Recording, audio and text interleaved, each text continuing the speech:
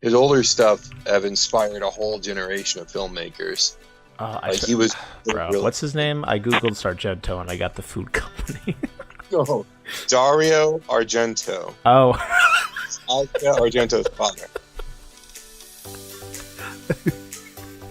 I'm sitting here looking at blends of cheese, looking for a movie director.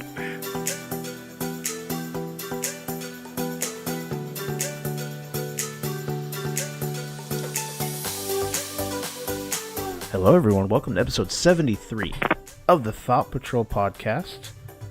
It's just me and Shawn this week hanging out.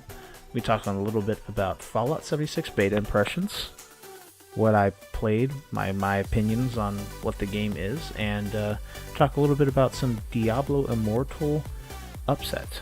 Some nerd rage going on in the community. We're talking a little bit about it, our opinions on it, and we'll just get right into that. How are you doing, Shawn? How's your week been? My week's been alright, I suppose. I beat Call of Cthulhu. I got 2 of the 4 endings. I watched those 2 movies. Wrapped up my non-existent birthday celebrations with a promise to do something this month. Late, I suppose. And just been looking for a new job. That's all I've got, really. Call of Cthulhu was fun. I agree. It felt slightly like a budget title, like a really solid AA attempt, but it definitely felt more like a lot of the top quality indie horror titles than it did a AAA title. Yeah. Voice acting was a bit uneven, heavily uneven.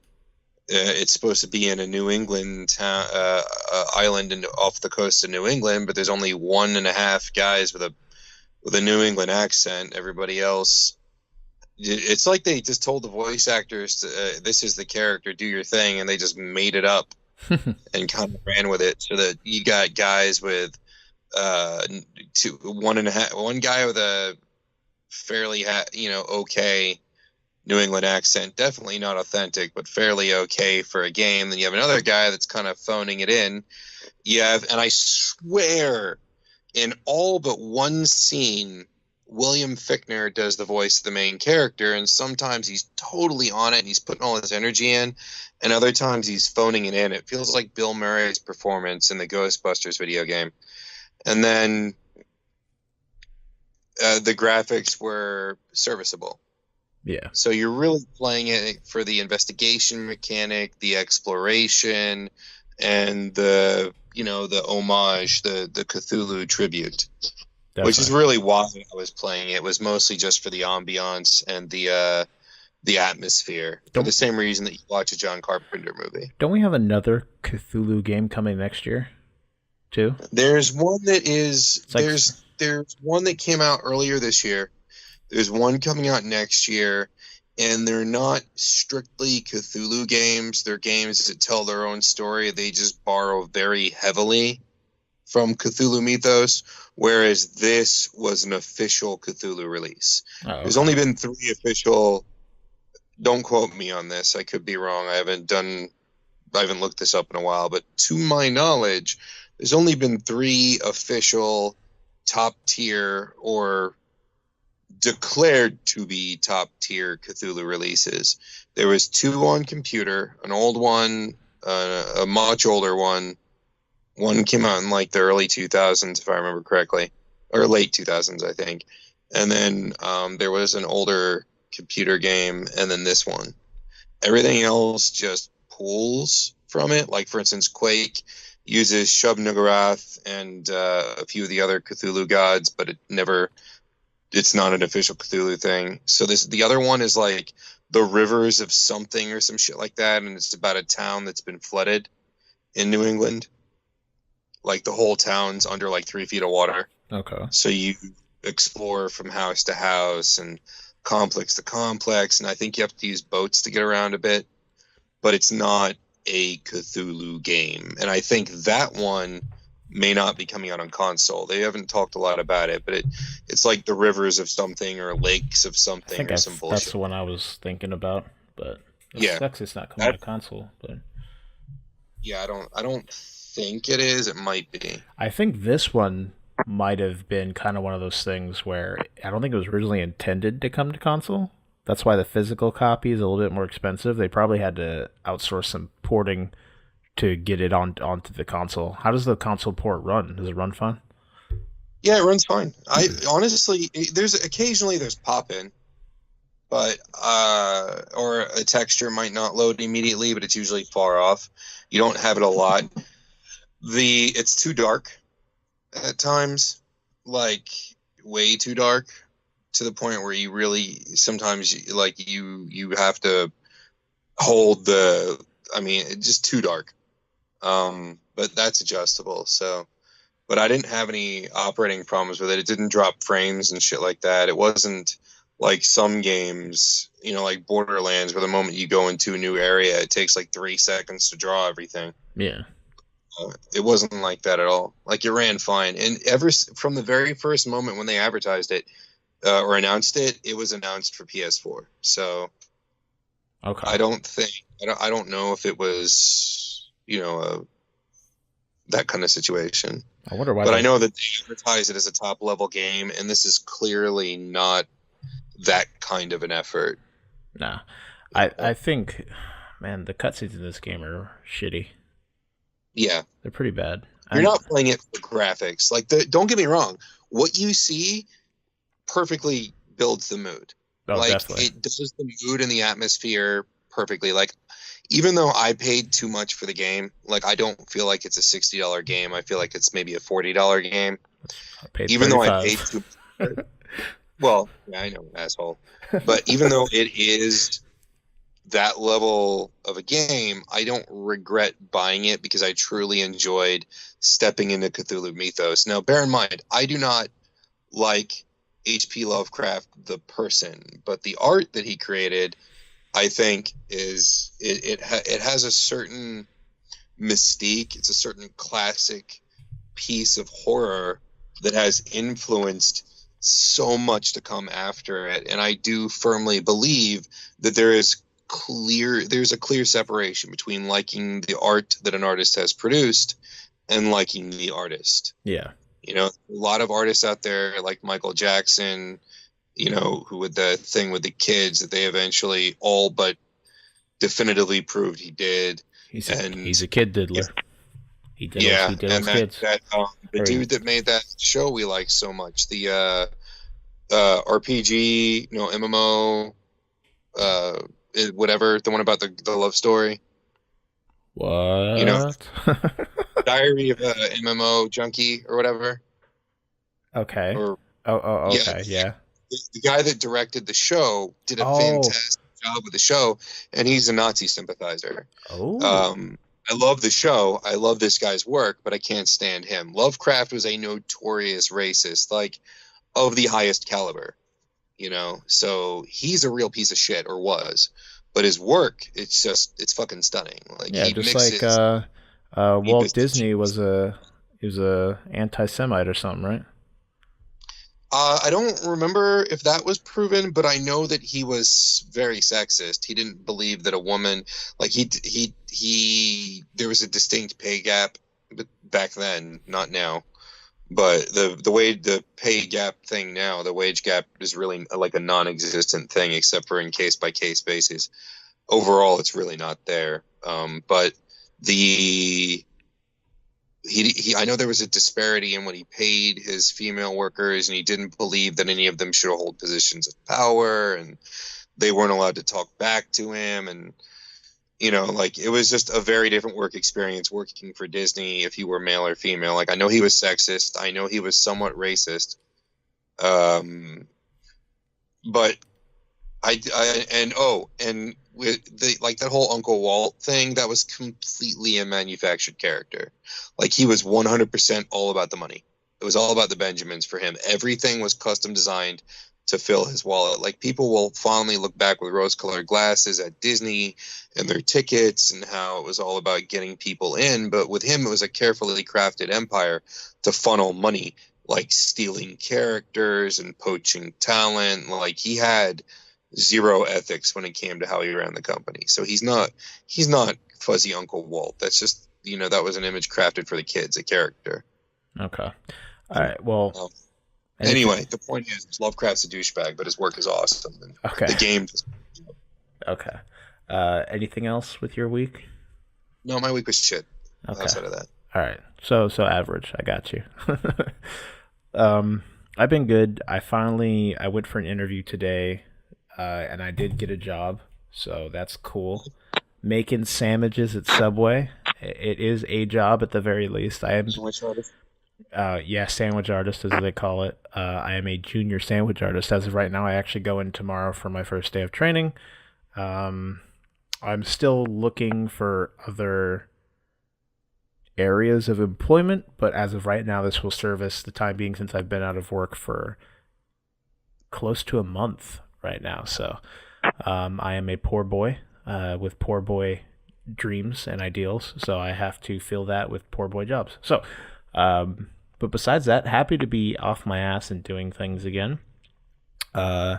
It's been a good week playing video games, really doing nothing, just rotting away, waiting for possible job opportunities, and that's been solved, so I could actually go back to being a productive member of society. Feels good. And besides that, I've been just really enjoying everything. It's been pretty dope. I have been playing Call of Cthulhu as well. The last thing I did was I just met Sarah Hawkins inside of the asylum. So I don't know what chapter that is. I think it's like 6 or 7. So I don't know how far I'm in the game. Chapters, if I remember correctly. Yeah, so I'm pretty close. Tomorrow, well, it's weird. We're recording this hella late, and we had issues even getting here, but it's being recorded. That's all that matters. What else was I going to say? But yeah, besides that, I haven't really done much. Just been enjoying the anime coming out. Been playing a lot of Fortnite and Destiny 2, oddly enough. Weird choices for games, but Destiny 2 did become free for all PC players recently. It was announced at BlizzCon, actually. So basically, all of our PC group that didn't want to pay for it before now don't have to, and everyone's we also have one of our friends, Nick, who's never played Destiny. He's never touched it before, so he's enjoying it as a first-time playthrough. He likes it a lot, so maybe they might all pick up Forsaken. I have no idea. They said if it goes on sale, that's a heavy possibility. We'll see what happens. So yeah, we're all enjoying Destiny 2. It's weird. I don't know. I think it was a good idea on their part to make it free, because the base game is all you get's the base game.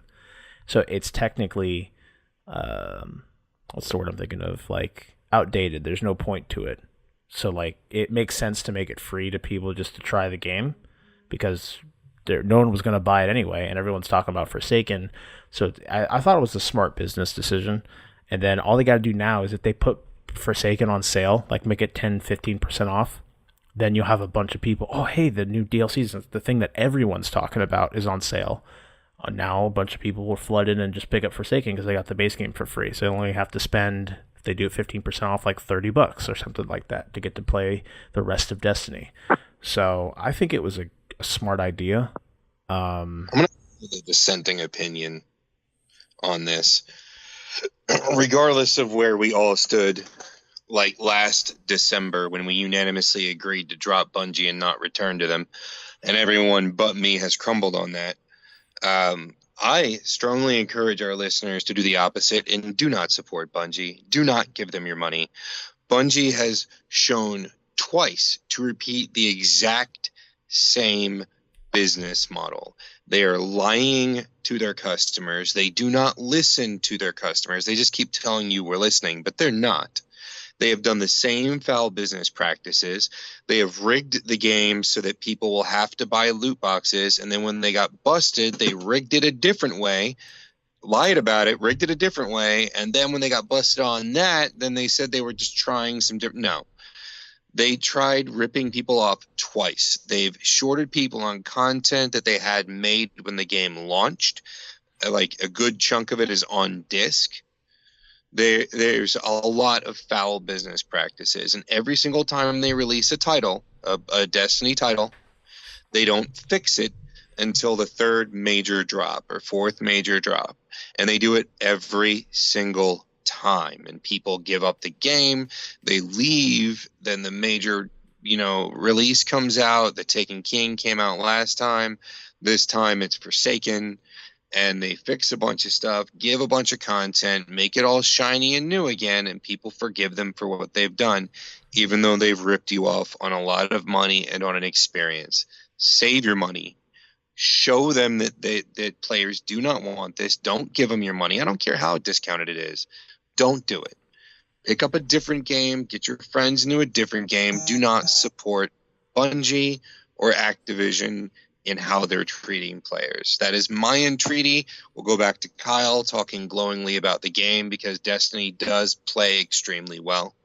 And it's an attractive game. It is one of the best feeling shooters that I've played in a long time. I think the last game I played that felt that good was the Red Faction series. So, but in terms of why I refuse to get back into Bungie, it's because of the massive amount of just complete corruption across the board, and how they handle their game and how they treat their players, and you are better than that.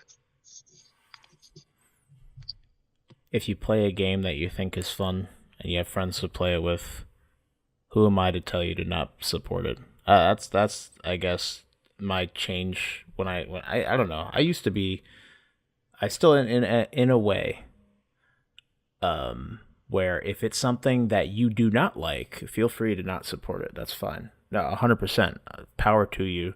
But if it's something you do like people spend $100 on Call of Duty Black Ops 4, and it's just multiplayer and Blackout. Now, people love that game, glowing reviews, blah, blah, blah. It's not my cup of tea, so I have not delved into it. But people will support that game to the death, even though they've been caught using animations. Like, they use the same death animation for like 6 iterations of Call of Duty. They just recycle assets every year, and they do things to make it better. It kind of is weird because it's kind of like Destiny, because it survives off the fact that it plays well. It's got a very good gunplay in it, just like Destiny 2 does, or Destiny has very good gunplay, and it survives off of that almost alone. And I'd say if you have a PC, you still have like a week and a half to pick up the base game for free. You're technically not supporting Bungie until you give them $1. So if you want to just play the base game and see how it is, it's completely fine. I still believe that it's a completely different game on PC, and the PC port's fantastic. It's much faster paced. It plays very well. Again, one of the best playing shooters I've played. As in this current state, I haven't given them any money yet. I don't know. But when I played Destiny 1, I didn't get burned the initial time, because I came in Taken King, and from Taken King onward, it was a fantastic experience. So I didn't get burned the initial time. But if it's something that you have been burned and you're out of Destiny, that's completely understandable. I could completely see why a lot of the community doesn't play the game anymore. That's completely understandable. But if it's something that you just picked up, you're having fun, and you feel like picking up the expansion, that's completely up to you. Support what you think, what makes you have fun. I don't know. It's weird. It's definitely a huge love-hate with Bungie and Activision, and I think a lot of it rests more on Activision, at least with a lot of what we've seen with Destiny 2, than Bungie. Although Bungie has changed a lot from what we know back from Halo, from what we know from Destiny 1. There's a lot of developers that have moved around, a lot of people that were originally working on the first Destiny that have not touched Destiny 2. It's been a very interesting developmental cycle from what I've read about Destiny 2, and it's amazing that game even got off the ground with the hell cycle that it went through with its with people going in and out of the project and shit like that. So, it's a weird situation. It is a very weird situation, but I'm good though. I'm glad that you can join me, Shawn. I'm glad all you guys tuning in can join me, listening in. Again, we're going to be talking about Fallout 76. We're going to be talking about Diablo Immortal. Give our opinions on that. And before we get into the meat and potatoes of that, though, we have a housekeeping segment. We're going to talk a little bit about what we do around here. We have Twitch streams that we do Monday, Wednesday, Friday, and Saturday. It's been a little bit hectic, actually, recently, because I basically streamed the entirety of the Fallout 76 beta, whatever I was able to stream. So we had one day that we streamed basically like 9 hours, and it was all Fallout 76. So there are like special things that happen like around that. So if that sounds interesting to you, I was playing with viewers too with Fallout 76. Definitely follow us on Twitch, twitch.tv/ThoughtPatrol, one word. And you can check out the content that we do there. Again, that's Monday, Wednesday, Friday, and Saturday nights. I think I'm going to change it too. It might be 8 p.m. now to 12 a.m. around that time. Maybe extend the stream a little bit, because it's only like 3 hours a few days a week, which isn't very long when you think about the grand scheme of other streamers, but we'll see how that goes. I might do it a week, see how that feels. Also, we have a Discord. You can check out our Discord link in the description below, as well as all the other things that we mentioned in this segment, the housekeeping stuff. You could hang out with the hosts, talk to the other viewers in the community. Got a bunch of cool people over there that hang out, talk, discuss, drop memes, stuff like that. Really awesome bunch of people over there. We love you guys. Also, if we talk about anything this week that you either agree or disagree with us, feel free to leave a comment below, either on the podcasting service you're tuning into. I know some of them do that, or on YouTube, where we put up the podcast as well. Also, while you're there, feel free to subscribe, check out future content from us, and check out the podcast as it comes out every Tuesday. I say this as I'm kicking myself in the foot because we are already past Tuesday when we're recording this, because it has been rough to get. It's been hectic, as it is every other day. It's been hectic. Feel free to subscribe there. Get our podcast hopefully every Tuesday at 8 a.m. in the morning. We also have a Twitter at Thought Patrol PD. We have a Facebook, Thought Patrol Podcast, and a sister page, The Streaming Geek. Also, finally, if you want to help us out a lot, drop an iTunes review. Give us what you think we deserve, and we'd love to just get some feedback from you guys. So moving forward, mailbag. Actually, we have one question from Sam, but it pertains to the main topic, so we're gonna save it for when we get there. So we don't rant about Diablo Immortal right off the bat, and then make a break and then come back to it later. We'll save the question for there, Sam. So we will not forget about you. Do not worry about it. So let's move forward. We have box office tops. We're gonna just keep chugging along here. We have some movies that came out that are doing well. Shawn, what do you think's number one? I don't even remember what's out, man. With the money being the way it is, I haven't frequented the theaters as much as I used to. Yeah. What is out? Man, texting away, talking to his. Wait, Bohemian Rhapsody came out, didn't it? Yes, it did. Caitlyn, that's number one. Caitlyn actually went to go see that. She said it was really good. It is number one, Bohemian Rhapsody, sitting at $51 million for the weekend with a budget of $52 million, with a worldwide budget or worldwide gross of $149 million in its first weekend. Or November 2nd to the 4th was its first weekend. Then next we have The Nutcracker and the Four Realms. Didn't even hear about this film, pulling $20 million for the weekend. It's a Disney movie. Worldwide pull of $60 million. And then third place we have Nobody's Fool, sitting at $13 million for the weekend. I don't know what this is either. Oh, I have no idea. Pulling $265,000 foreign for a worldwide budget of $14 million, almost $15 million. At number 4, we have A Star Is Born, still holding in there, pulling $11 million for the weekend, sitting at a total gross worldwide of $296 million on a budget of $36 million in its 5th week. And at number 5, we have Halloween, also still holding on there, pulling a total of $10 million for the weekend, sitting at a total of $230 million worldwide in its 3rd week. I expected Halloween to drop off more. Yeah, I'm surprised. You think it's like early November that people would just not touch it anymore. But hey. They also remade Suspiria, which is a very old, is it French? I think the original was... No, it's Italian. Italian. Classic. Oh yeah, it's a Dario Argento classic. Yeah, The original, a lot of Dario Argento stuff is just really outlandish and freaky and gory and a little bit too extreme for most people. But Suspiria is actually a pretty fucking solid movie. And the new one, I've heard they took some different directions with it.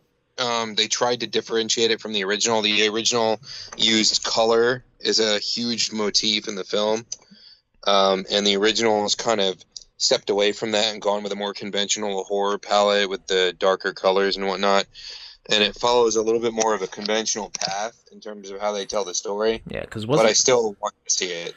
Because I remember that there's like a whole genre of films, right, that are like I don't know if they belong solely to Italy, but they're like foreign, they're like super like hyper violent horror films, right? And this is one of them, or the original one of them, Suspiria.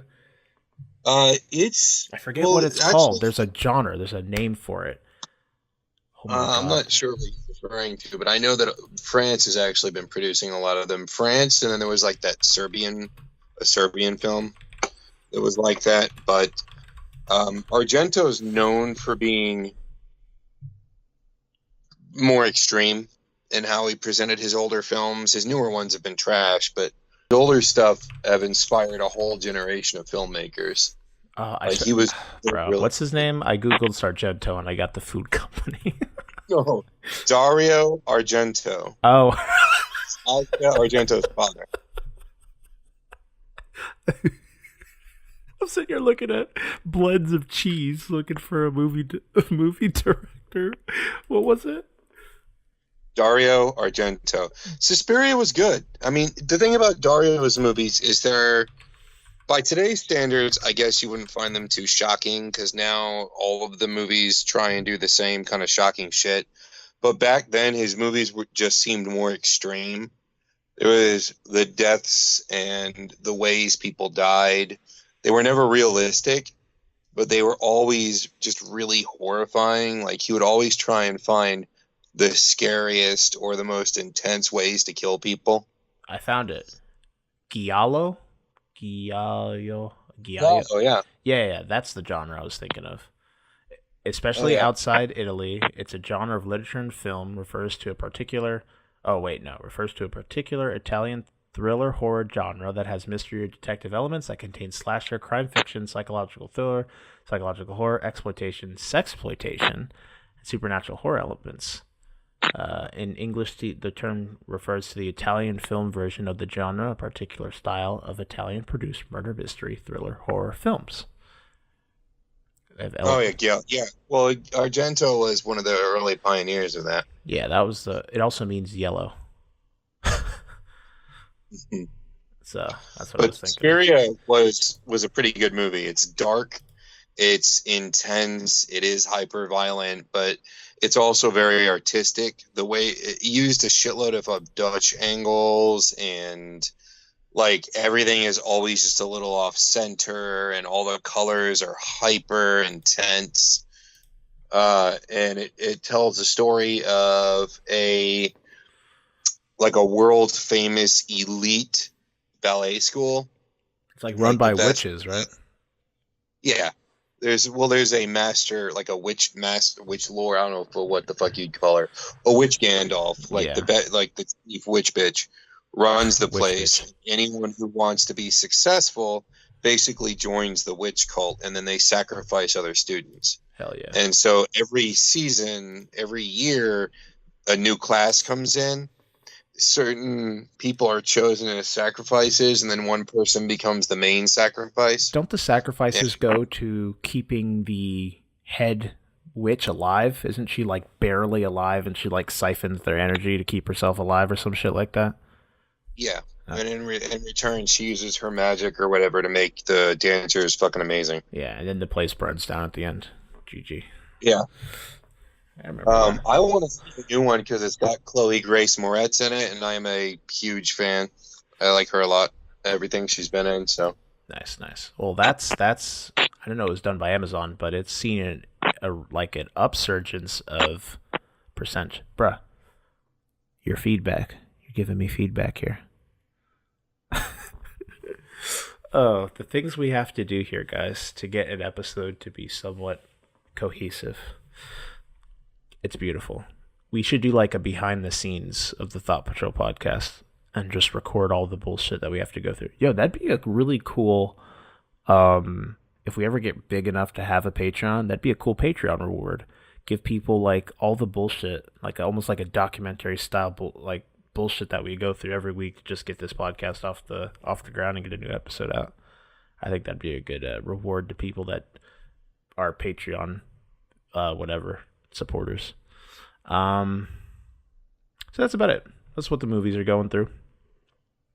Some dope stuff. I heard Bohemian Rhapsody was good. I don't watch movies as much as I should, so I have not seen any of these films. But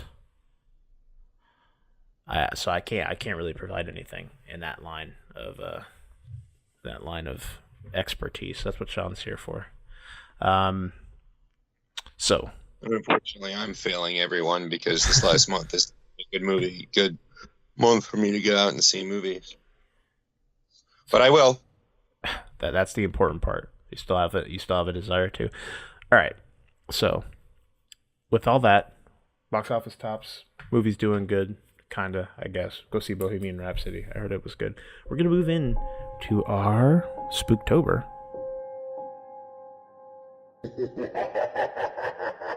Welcome to Spooktober with the Thought Patrol podcast. Come in if you dare. You're in for a scare.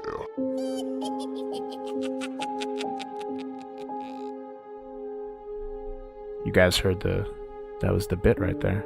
But I know when you guys heard that bit, you heard that beautiful masterpiece of audio drop that I had created for y'all. Someone let me know what you think of that. It's supposed to be purposely like shitty and homemade. That's the idea. So I hope you guys enjoy that every week. We still have one more week of Spooktober with the Thought Patrol podcast, blah, blah, blah. But the movies that we had tasked you all with tuning into last... Ooh, the November 6th. Halloween never dies. It goes until Christmas starts. Fuck Thanksgiving. You're eating, I almost said pineapple. You're eating pumpkin for Thanksgiving. So what was I going to say? Jesus Christ. So we had tasked you all in the community to watch both Vampire Cleanup Department and Fright Night. So we had a vampire themed week, watched 2 vampire movies. And they were like quite different from one another. Actually, there was, I both enjoyed them for their own things, but we'll go ahead and get into that. We'll start with Fright Night, since that was the big one that Shawn had put up first, one of his favorites, and I'll let Shawn talk about it first for that reason, because I am not a really big fan of vampires. Besides, apparently, I have found a new love for Chinese vampires, and I will explain why that is when we get into that. So, Shawn, Fright Night, what'd you think seeing it again? What you got? I've been a long-time fan of Fright Night. I'm a diehard vampire fan. Fright Night is by far not the... I don't know. It's not the creme de la creme. The quintessential vampire movie. Yeah. Like, if you're looking at iconic 80s vampire movies, the first thing you're going to is Lost Boys, right?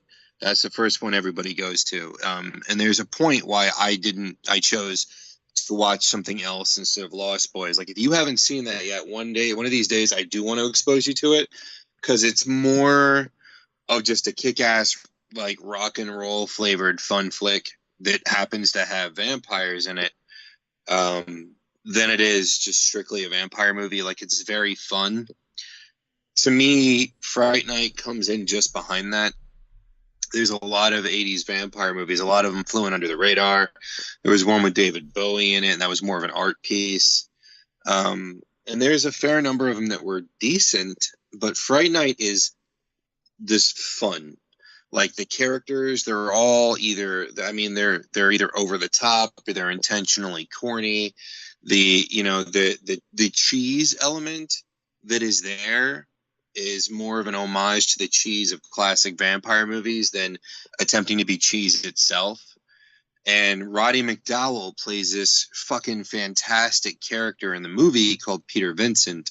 And he really is the reason to watch the movie. Like, you just see him chew up his scenery and his lines. And Chris Sarandon, who plays the Jerry Dandridge, the vampire, just delights in being evil, you know, like, but he's like this likable evil. And I had neglected to remember that they also kind of hinted at a tragic side to his character. There's 2 points where you start to see just a teeniest bit of humanity to him.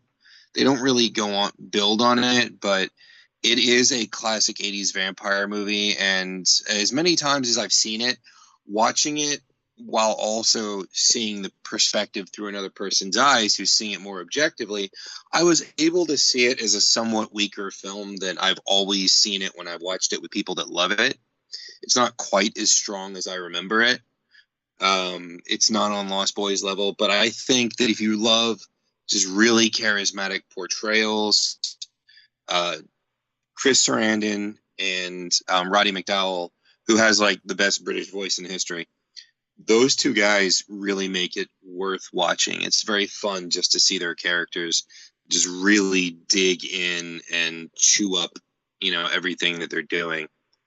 It does present kind of like a very 80s perspective on the vampires. They go from being gorgeous human beings to horribly ugly monsters. They're not 100% like towards the 30 Days of Night end, which is the classic vampire where they are kind of horrendous creatures. It's not the 90s penitent, you know, regretful romantic vampires where they're beautiful even when they're fangy and they wish they weren't vampires and oh woe is me. It's very much kind of a middle ground, which was a big thing in the 80s for a lot of monsters, really. So I encourage people to give it a shot. It's a great just kind of Saturday night matinee thing. Grab some popcorn and watch it and poke fun at it. There's a side character named Evil, and he's fun. Like, he's just completely over the top.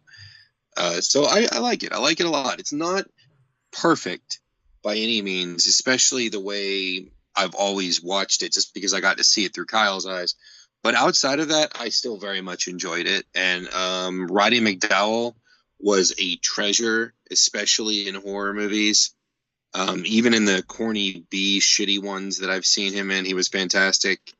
So it's I think one of his most iconic roles. That and him playing the Mad Hatter on the Batman the Animated Series. So, what about you, Kyle? What did you think? What would you give it out of 5?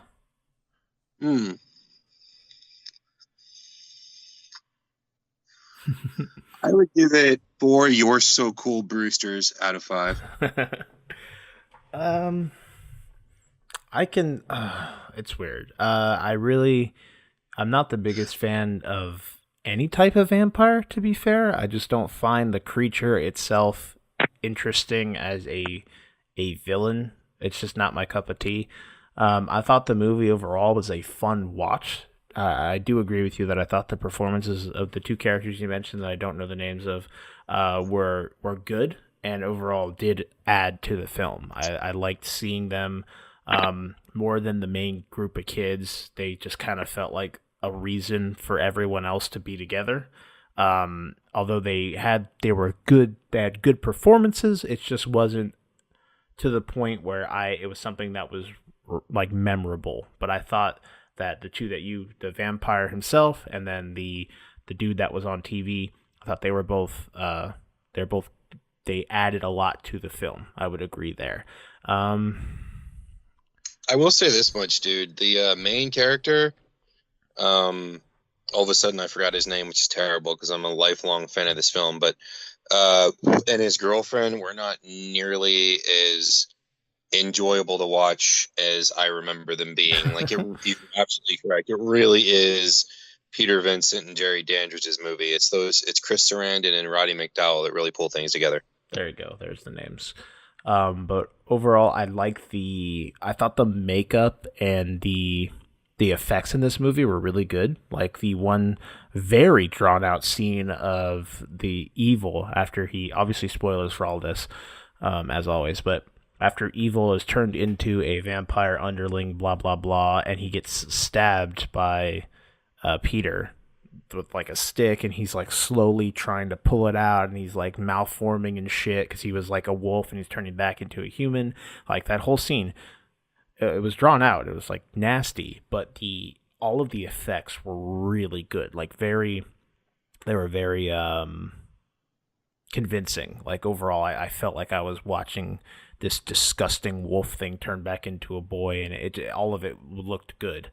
I thought the final kind of conflict, the final fight with the main vampire dude in his bat form running around, I thought that was cool. But yeah, I overall enjoyed the film, being something I've never seen before, and with a topic that I'm not a big fan of. It was still something that I enjoyed.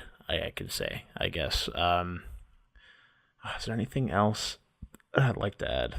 Not really, to be honest.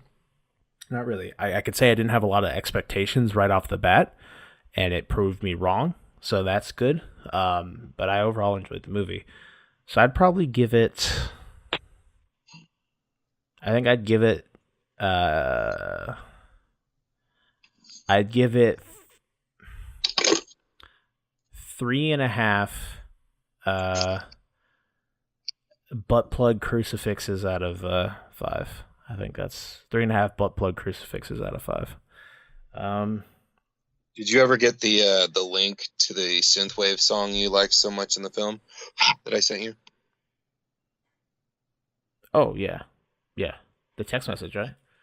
It had the movie really. If you're a fan of Synth Wave, before it was known as Synth Wave, it was more of a music trend that you saw pop up in 80s films. Yeah. From like buddy cop comedies to detective thrillers to horror movies. That style of theme music was extremely popular. It was a combination of like 80s synths and electric guitars and things like that.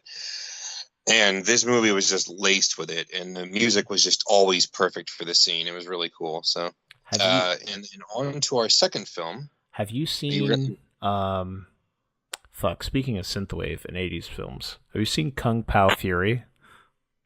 It's like a short movie. Yes. You mean is Kung Fury? Is that what you're talking about? Maybe it is Kung Fury. It's like the one with Hitler and the dance off. Hell yeah, dude! Arcade. Yeah, I saw that. I love that. David Hasselhoff theme song. I love that movie. I want to watch it. Yeah, dude, I have that Hasselhoff theme song in like all of my playlists. It's great, dude. It's fucking awesome. Yeah. The video itself is really good too. Oh man, I want to watch it after this. Now, after we record this. Yeah. Cool. Yeah, so our second film, we have Vampire Cleanup Department. It is a Chinese film that came out in 2017.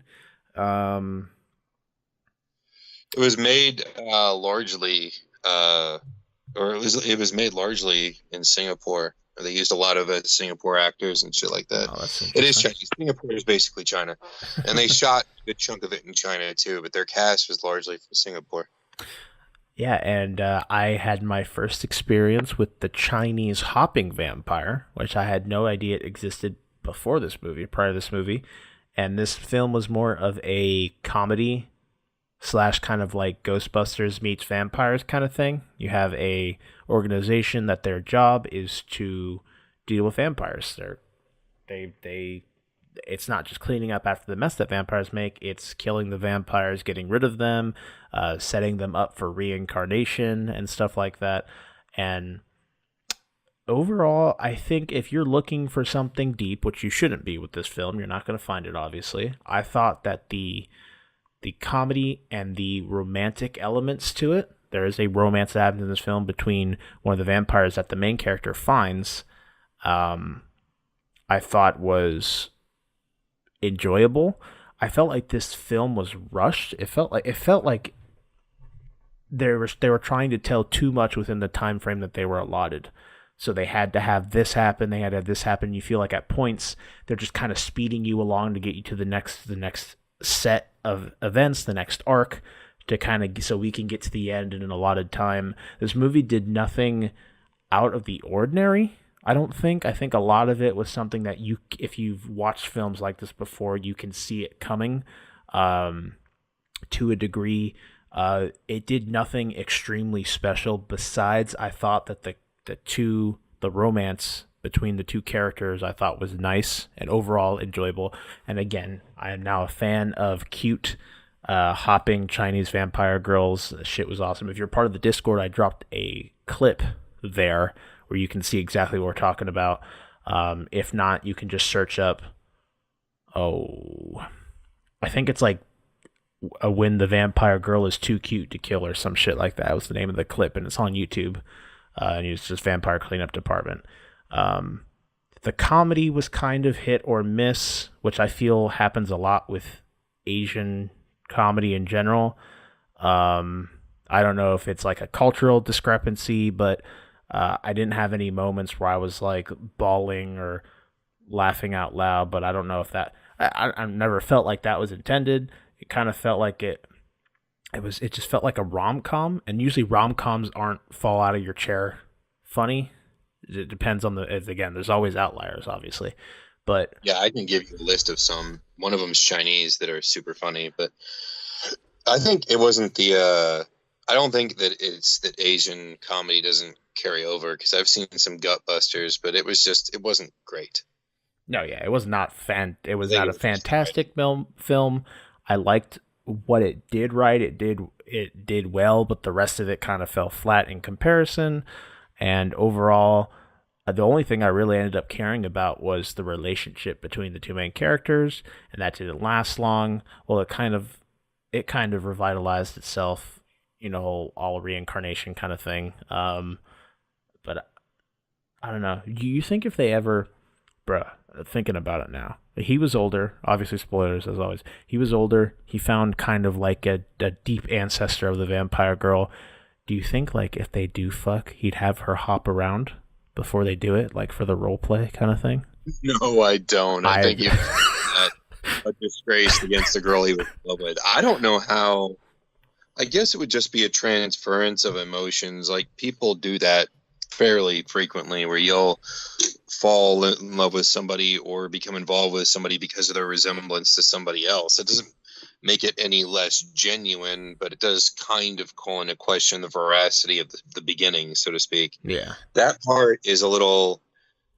it doesn't feel as romantic to be in love with somebody and then they die and then find their doppelganger and be like, oh, I love this person. Like, I've never bought into that unless they gave us a fairly strong understanding that there had been a good passage of time, and they didn't really make us feel that. Yeah, all we saw that his hair was different. He could have gone to the barbershop that day, and he was training new trainees. So, I mean, for them to said, pull, like, sometime later, yeah, and then even the tiniest of things. But I think for me, the movie had Jiang Shi in it, which, as Kyle said, is the Chinese topping vampire.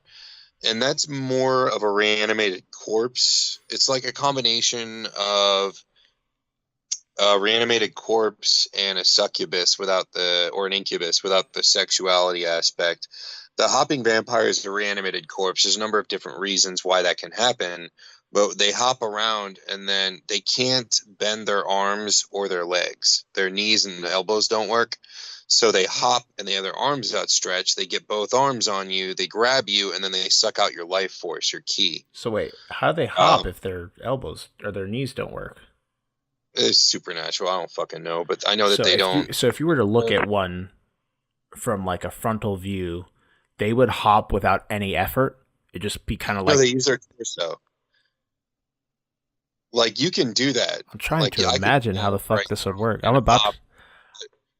The point is they're actually corpses. And so in this movie, they combine the hopping, stiff-bodied aspect of a Jiang Shi with the superpowers of, a more Western idea of a vampire. And it really had a fairly thin shallow plot, and a movie like this doesn't need a heavy plot, you know. But the thing is with it being so shallow, it still felt like everything progressed too quickly, scenes moved too quickly, character development happened too quickly. It's very much like Kyle said, where it feels like they tried to do too much with too little time. But the thing is there really wasn't much that needed to be done. Establish a romance, establish the threat, have a couple of fights, good guys win the day, you know, big climactic thing, etc. But it feels more like they just didn't take enough time to do anything, any plot point in this movie. I think it would have translated much, much stronger and maybe even have been really fantastic if they had done it in a series with like 8 or 10 or 12 episodes, maybe. I think that would have been ideal. And like you said, the humor is hit or miss. I do not like stupid humor. Like, you know, I can handle, for instance, Adam Sandler's older films I thought were strong. But that was stupid humor with a really strong heart to it. But sometime after the Little Nicky Big Daddy days, his movies just got fucking stupid and insulting, and it was really lowbrow, and it didn't take any brains to enjoy it at all. It just wasn't well written or performed. I think the last one I saw that I liked was Grown Ups, but aside from that, this movie would have a few decent jokes or cute jokes, and I think the cute ones work better, but then it would have just really stupid humor, and that just doesn't entertain me any time of day. Like, it hasn't entertained me since I was, I don't know, 12 or 13. Like, I just outgrew that shit. So when it would dip into stupid, it lost me. I enjoyed it, but I wouldn't say it was good, but it was cute enough that you could watch it as like a throwaway date movie with a girl or something like that. I mean, outside of that, like outside of the cuteness of the romance, it really doesn't have much to offer. And you really don't get a kick-ass vampire scene until the very end. And even then it's just kind of disposable. The action's not the greatest. It's not a strong film. I would give it 2.5 overly adorable hopping vampire bunny girls out of 5. You took mine, but man, and I'm really very sad. Huh? You took mine, and I'm very sad. 2.5. That's okay. I'll think of another. 2.5 broom swords out of 5. You already took mine. It's okay. It's okay. It's already been said, and it was not from my mouth, so I must now think of a new one. I agree. I agree with, as we usually do. We usually come to agree when it comes to these things, but yeah, I'd say so. It feels like a movie you'd watch once, and in a few years you'd kind of forget about it. I thought the actress that played the vampire girl was adorable. I think the way the main character acted around her perfectly portrayed like a dude that's never been around a girl before. I thought like his body language, everything he did there was really cool. And I think overall that those two were the best part of the film. The rest of it could have been taken out and then built a more fleshed out story about them and him not being in a stupid vampire ghost busting thing because they didn't flesh it out enough. They didn't. The stupid landlord vampire that was connected to her, they didn't flesh it out enough. So if they just took the story around them, made a different reason for them to meet, and fleshed that out further, and further developed their relationship, it would make every bit of the story more impactful, including, again, spoilers, her death at the end. It'd be much more impactful if they just fleshed out their story a lot more, because they were the best part of that film. The rest of it kind of was a throwaway. If they would have just take that, extended it, made it more... just more of them being together, and then something that causes her death at the end, it would have been much more impactful than the way it was in its current state. And you could have still kept it a comedy. I think them being together, the cute jokes between the two was fantastic. But I think if they had kept it a supernatural horror romantic comedy, had the beginning minus the really stupid jokes, him meeting her, the connection happening, and then spent the rest of the movie with them building and then the conflict happening where they get torn apart, and then the fight at the end and just the entire middle section bend them. I think it would have been a great date movie. Like, Definitely. just really cute. It's unfortunate that they didn't really focus on that, because to be honest, he wasn't even the greatest character. Like, she really sold the whole fucking thing. Like, she was just fantastic in that role, and considering she had no lines of dialogue, and she was the best actor in the fucking movie because she did it all through her face and her body movements, like, that's saying something. Yeah, definitely. All right. What was her name? I have no idea. So I would give this film, Vampire Cleanup Department, just because if you like adorable things, I recommend you check this out just for the two of them alone. I'd give this 3 shitty Chinese Miyagis out of 5. So, and just so you guys know, an actress to watch out for, her name is Lin Minchen. Lin and then Min-Chen. She's good. Yep. All right, so that was... As a side note, for people who are fans of vampires, 2 other movies, if you have not already seen them, that are fantastic, is Bram Stoker's Dracula, minus my beloved Keanu's performance, which isn't the greatest, but everyone else is on fire in that movie. And The Lost Boys, 2 classics, which if you have not seen them, you must also Interview with a Vampire. Okay. So next week, this is the final week of Spooktober. What are our last 2 films we're going to delve into? I have 2 very fantastic Japanese films. If you would like to only do one and do an American one, I can assist with that as well. Have you seen Cabin in the Woods? Yes. I love that movie. Yeah, Cabin in the Woods is good. It's not great, but it is very good. All right. I think let's do one Japanese, one American. Okay, for the American film, we are going to watch Killer Clowns from Outer Space. Fuck yeah, bro. We're going to go hardcore cheese and super fun. And for the Japanese film, Kyle, I will give you a choice. One is extremely atmospheric, chilling, and very, very skin-crawly spooky. And the other is a fantastic, powerful psychological horror as well as straight up horror. One is called A Tale of Two Sisters, which is the one that's the psychological horror, and that one plays off almost like a dark fairy tale of sorts. Mm-hmm. It's got a little bit of mystery. It's got some definite horror elements, although the truth of it doesn't reveal itself till the very end of the film. And then it's got a very strong psychological horror element. And for anybody who's confused about psychological horror, like a movie like Misery, for example, would be one. Or parts of In the Mouth of Madness. Jacob's Ladder. Does that count? Jacob's Ladder is a good example. Where there isn't anything supernatural going on, but it is very much of the mind, or a cracked mind at that. So A Tale of Two Sisters is a complex tale, and it's also one of the most famous, high quality, highly respected Asian horror films. I believe it's Korean.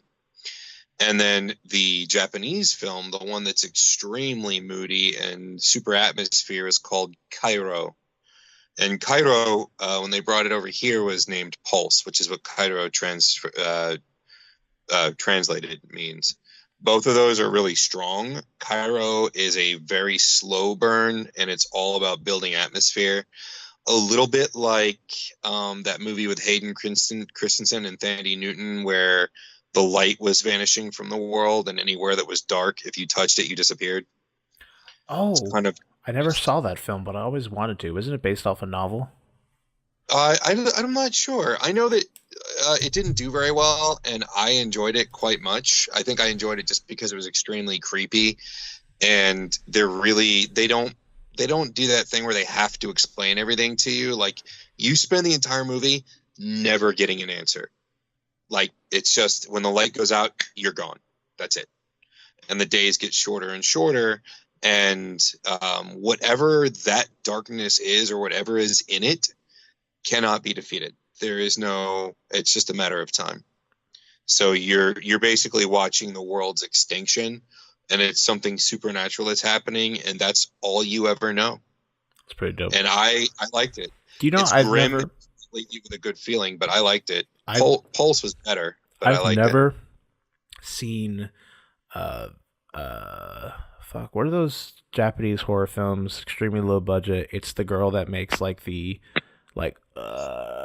noise, and she's got like a white face. Grudge? Is it The Grudge? Yeah, that's the little Grudge. boy too. I've never seen that Grudge. film. The Grudge is also amazing. That's really, really good. And the great thing about The Grudge is you don't have to watch the Japanese one, because the Japanese one and the American one are the same movie. They're almost shot for shot the same. Nice. So you don't have to, if you're not comfortable with subtitles, you can watch the one with Sarah Michelle Gellar and Bill Pullman and still get the same experience. And The Grudge will also make your skin crawl. However, the reason why and bear in mind, you can always throw in your own, opinion here. The reason why I'm volunteering A Tale of Two Sisters and Cairo is because I believe less people will have seen those than The Grudge. No, I got you. We could do Tale of Two Sisters, so I'm fine with that. Okay, so as a suggestion to everyone, since we're not going to be watching Cairo, I suggest you find it and watch it and just keep the fucking lights on. And as a favor to both Kyle and everyone here, just so you can experience the interestingness of Hayden Christensen right after he got out of Star Wars, I will find the name of that movie with the dark. Okay, where can our viewers watch these films? Vanishing on 7th Street is the movie, by the way, guys. Oh, and John Leguizamo was in that. I forgot about that. I remember that film. I never saw it, but it looked interesting. Yeah, I enjoyed it. Apparently everyone hated it, but I thought it was really interesting. So I definitely say give that a watch. And as for, let's see. Honestly, we're probably going to watch A Tale of Two Sisters on a website that shall not be named because its legality is a bit questionable.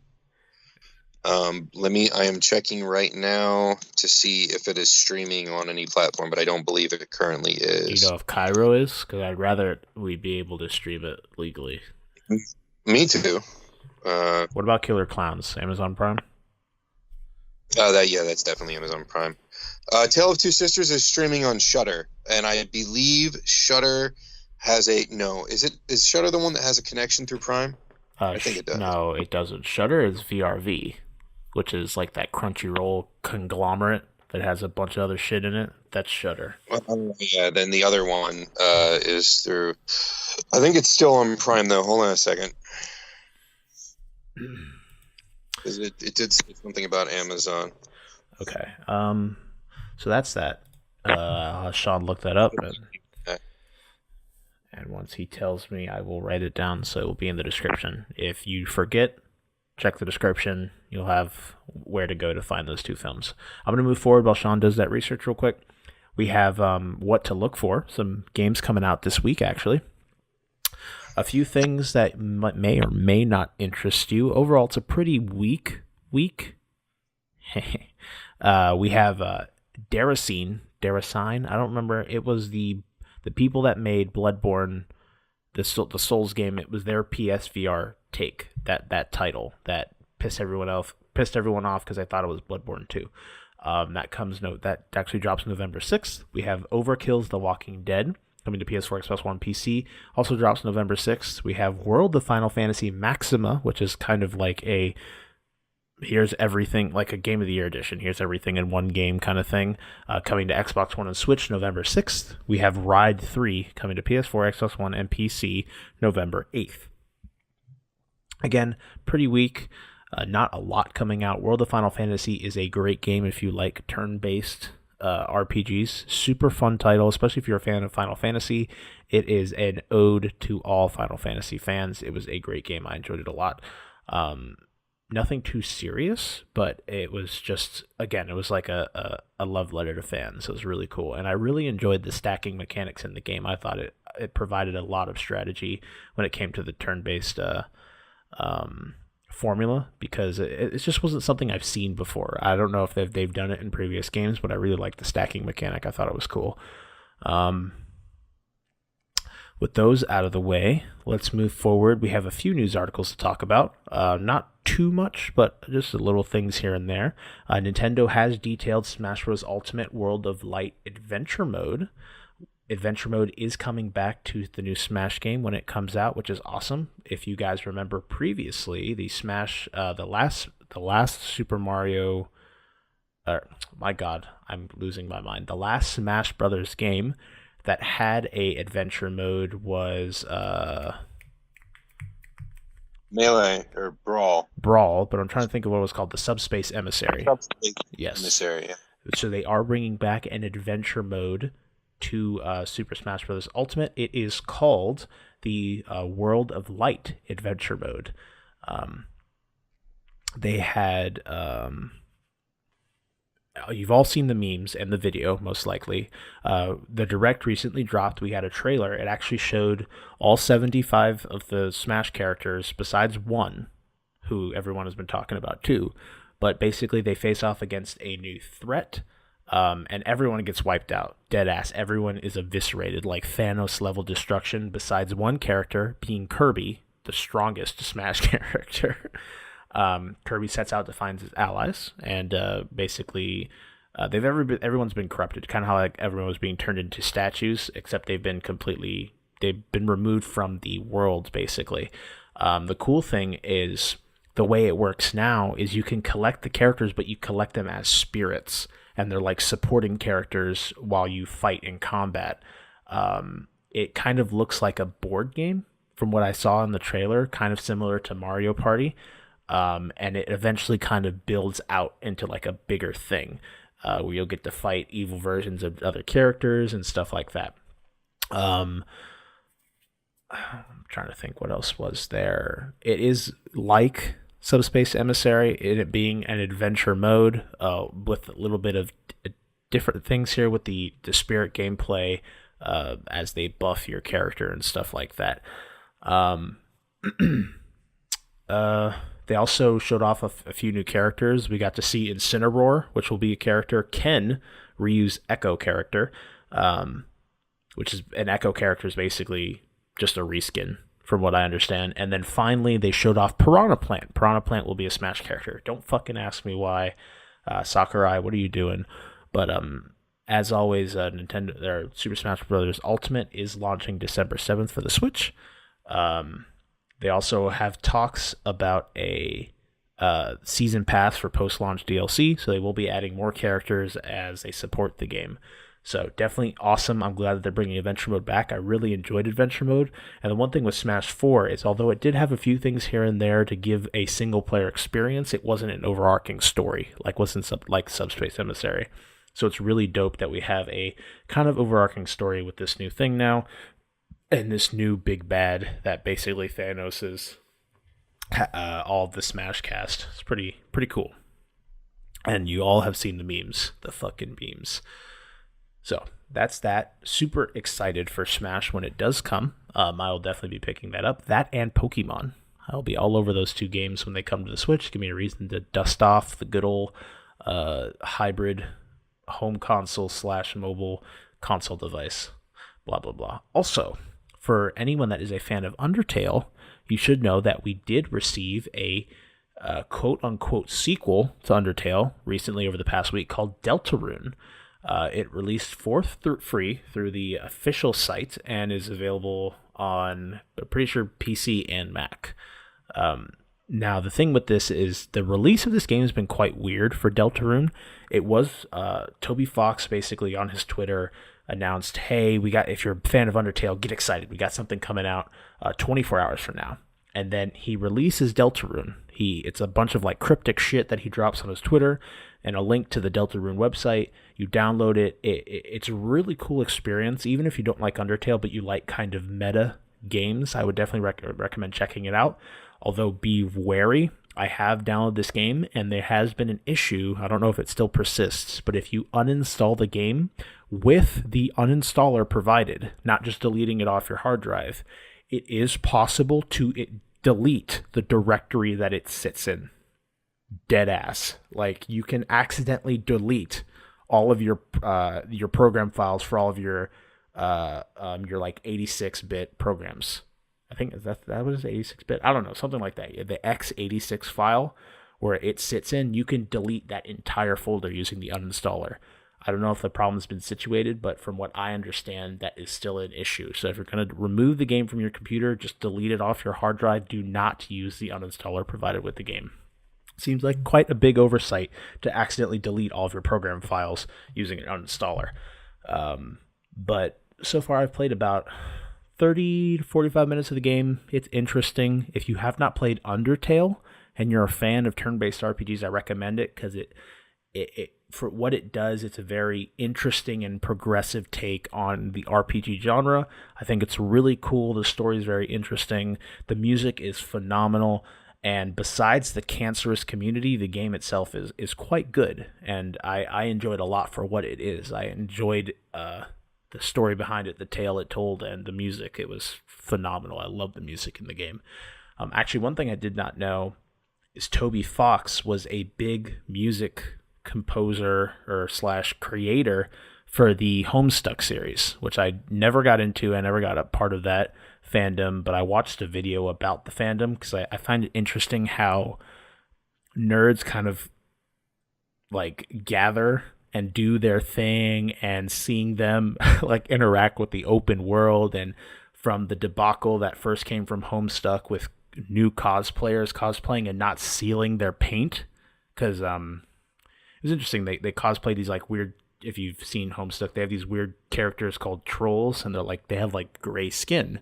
So people would cosplay them, but if you've ever done like a full body paint cosplay, you know that you have to seal your paint, because if you go to sit down on something, you will bleed onto that surface, and you will so they had leagues and leagues of people leaving streaks of gray over all the furniture, like terrorizing conventions because they did not know about it. Was crazy. I like never 4 straight years of MegaCon was like that. There was like so much Homestuck everywhere. It only wore off like 2 years ago. You started seeing it fade out as Homestuck stopped being all over popular consciousness. And by the way, Killer Clowns from Outer Space is on Prime. Okay. If we're going to do a Tale of Two Sisters, we're going to have to leave it up to the audience to find it, because where I know to find it, I'm not sure if it's entirely legal. However, Cairo is on Prime. It is rentable. All right, then Killer Clowns $4, and Cairo, also known as Pulse, is also $4. I'd make it Cairo. I'd rather have a film that they have access to. I agree. Yeah. But I strongly suggest all of you go out and find A Tale of Two Sisters. Like, it's not just a good Korean horror or a good horror. It's just it's a strong movie. It's really good. Okay. It's super good. Right. Also, Session 9 is super good, but we're not going to watch it. So Cairo available on Amazon Prime. Killer Clowns from Outer Space available on Amazon Prime. Yeah. Cairo is known as Pulse on Amazon Prime. Okay. By the way. It's got the icon has a red outline, and then Pulse and like red tape, and then like screaming mouth. Okay, sounds good. What else was I gonna say? Okay, so that video is like a 45-minute video just explaining the rise and technical fall of Homestuck. Although it's still got a decent-sized community, it shows like how it dispersed into other large fandoms that were growing at the time, where most of its fandom came from, being the Hetalia series. It's just it's just such an interesting fucking video. Like, this dude goes like into a deep dive of the Homestuck fandom. I recommend it the idea of how groups of nerds get together or groups of geeks get together and how they disperse and just all that interaction. I love stuff like that, and it was a cool video. It was the Homestuckers were almost like a flash mob too, man. Yeah, I'm not even like 4 years of MegaCon in Orlando. Every single year there would be like 200 of them. Yeah, and in the first 15 minutes of the day, they would find each other and just mob everywhere. Yeah. It was like the Deadpools. Every convention has a squad between 30 to 80 Deadpools who do like conga lines and like in a fun spirit harass other cosplayers. The Homestuck guys blew the Deadpool shit out of the water, and Deadpool's been a tradition for like 10 years, just having squads of Deadpools. But this was on a whole nother level. And my daughter was a diehard Homestuck fan and never adequately explained it to me. I think I watched/played the first few chapters, I guess you could call it, of the interactive. And all I noticed was like some nihilism and a penchant for killing his own characters. I didn't get that deep into it. Yeah, I heard that since a lot of them, they were usually the gray ones, the ones that were cosplaying the trolls. All the trolls were like shitheads, little assholes. So they were always like acting in character kind of thing, just being complete assholes to other people. At least early on, I'm sure as it grew and people were like, oh yeah, that's not okay. You can't be a dick to other people. That kind of died down. But I heard early on that the fandom was quite rabid with that kind of shit, where they again just like terrorized fucking conventions as they swarmed in, acting in character and stuff like that. Definitely a very interesting fucking video. I recommend it if that sounds interesting to you guys at all. But speaking of cancerous fandoms, Undertale. Again, I recommend the game. Deltarune I have not delved fully into to kind of give even a first impression on it. I mean, the artwork has been upgraded. It's no longer 8-bit. It's more of a 16-bit art style. The music is still definitely fantastic. Music's still there, and it's awesome. But overall, so far, it was interesting, too, because when he released it, he says, all right, everyone, you can't talk about Deltarune for 24 hours. And everyone's like, fuck you, and just flooded Twitter, not listening to Toby Fox whatsoever, which I thought was funny. Give it to people to not listen to the but everyone was all over it within minutes of it releasing. So I thought that was interesting. As a heads up, Shudder's doing a free trial for 7 days if anybody does want to watch A Tale of Two Sisters. Okay, cool. I've heard Shudder has some good shit on it. I just never... VRV overall is a really good service for the money that you're getting. You get access to so much fucking content for like, I think it's like $13 or $14 a month or some shit like that. It's crazy. I like I have a lot of like YouTube shows, like internet content.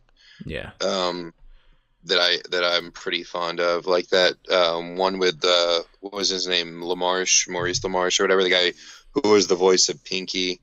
He has a show on there. There's a lot of like geek-centric stuff on there that's pretty cool. I don't want to pay for it. Fuck that shit. But it does have some good stuff on there. Shudder is an awesome horror service if you like that. It's like probably the best in terms of overall breadth of content. And being a big J-horror and K-horror fan and somewhat Chinese horror, I just like Asian movies.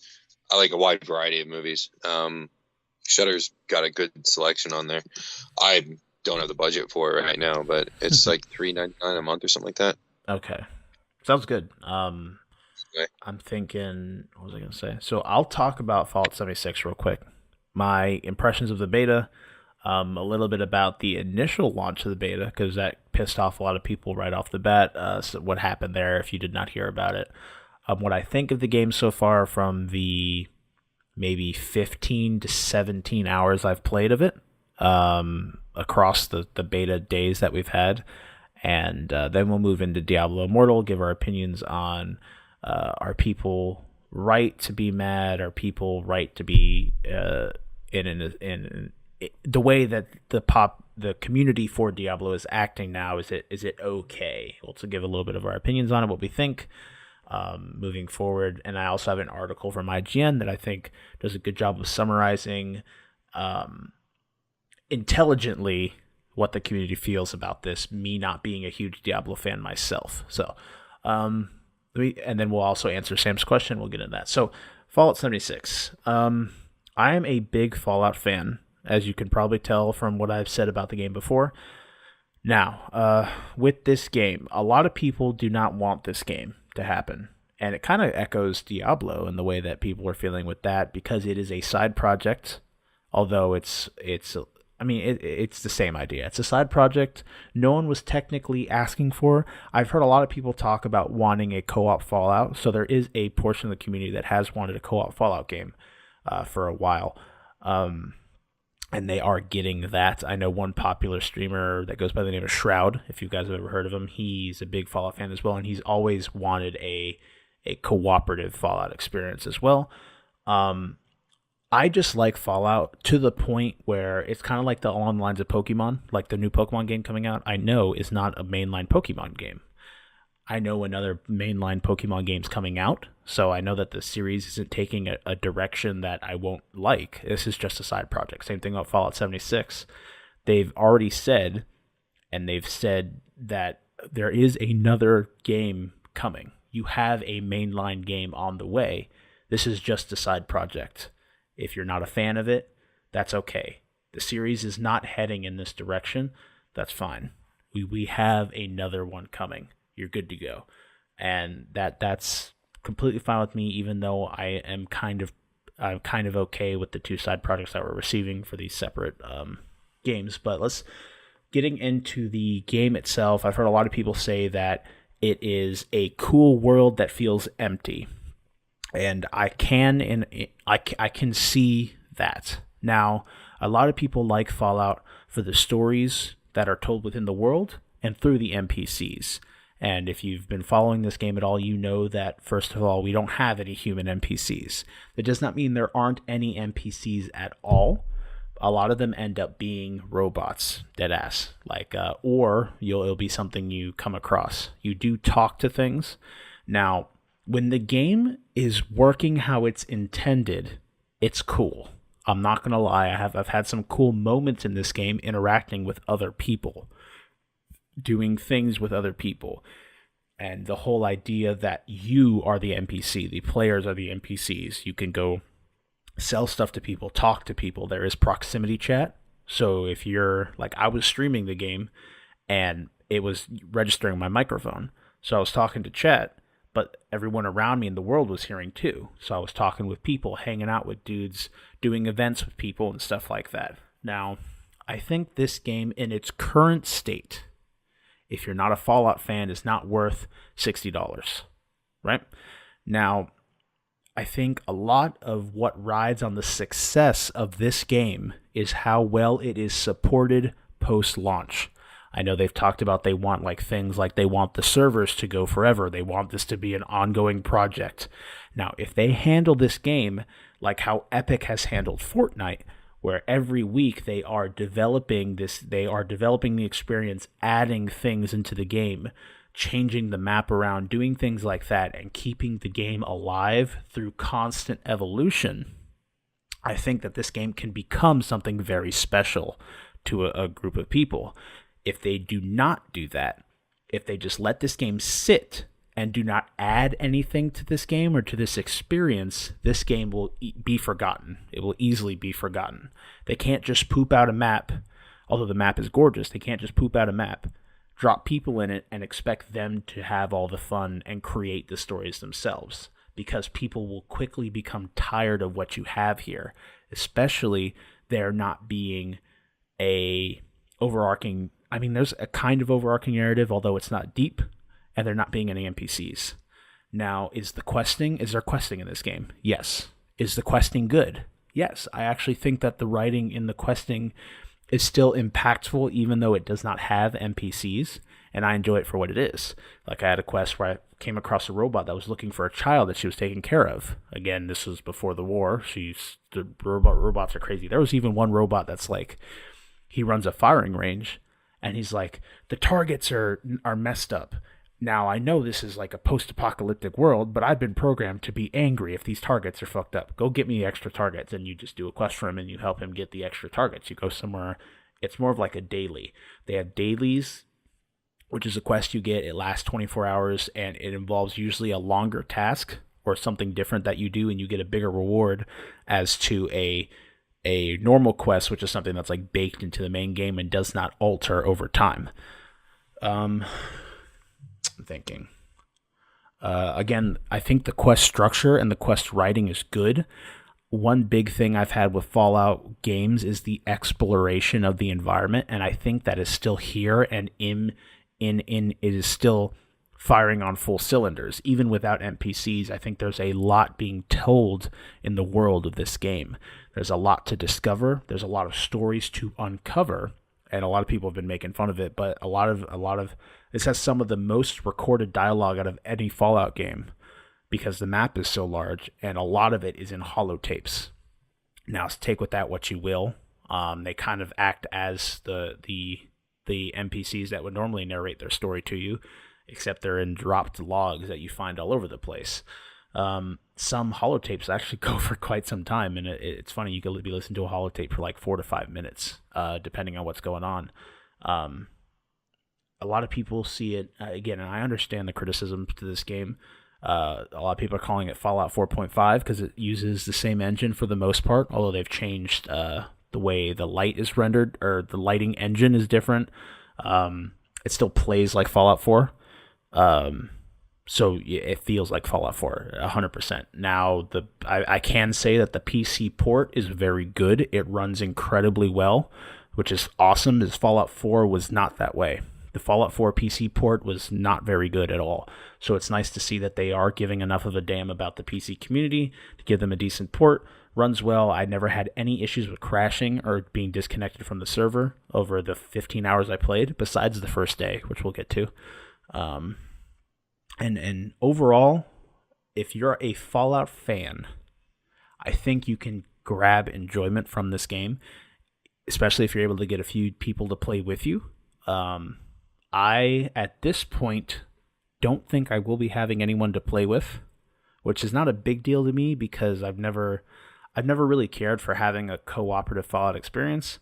I always saw them as single-player games and always just wanted to uncover the story that Bethesda laid out for me in those games.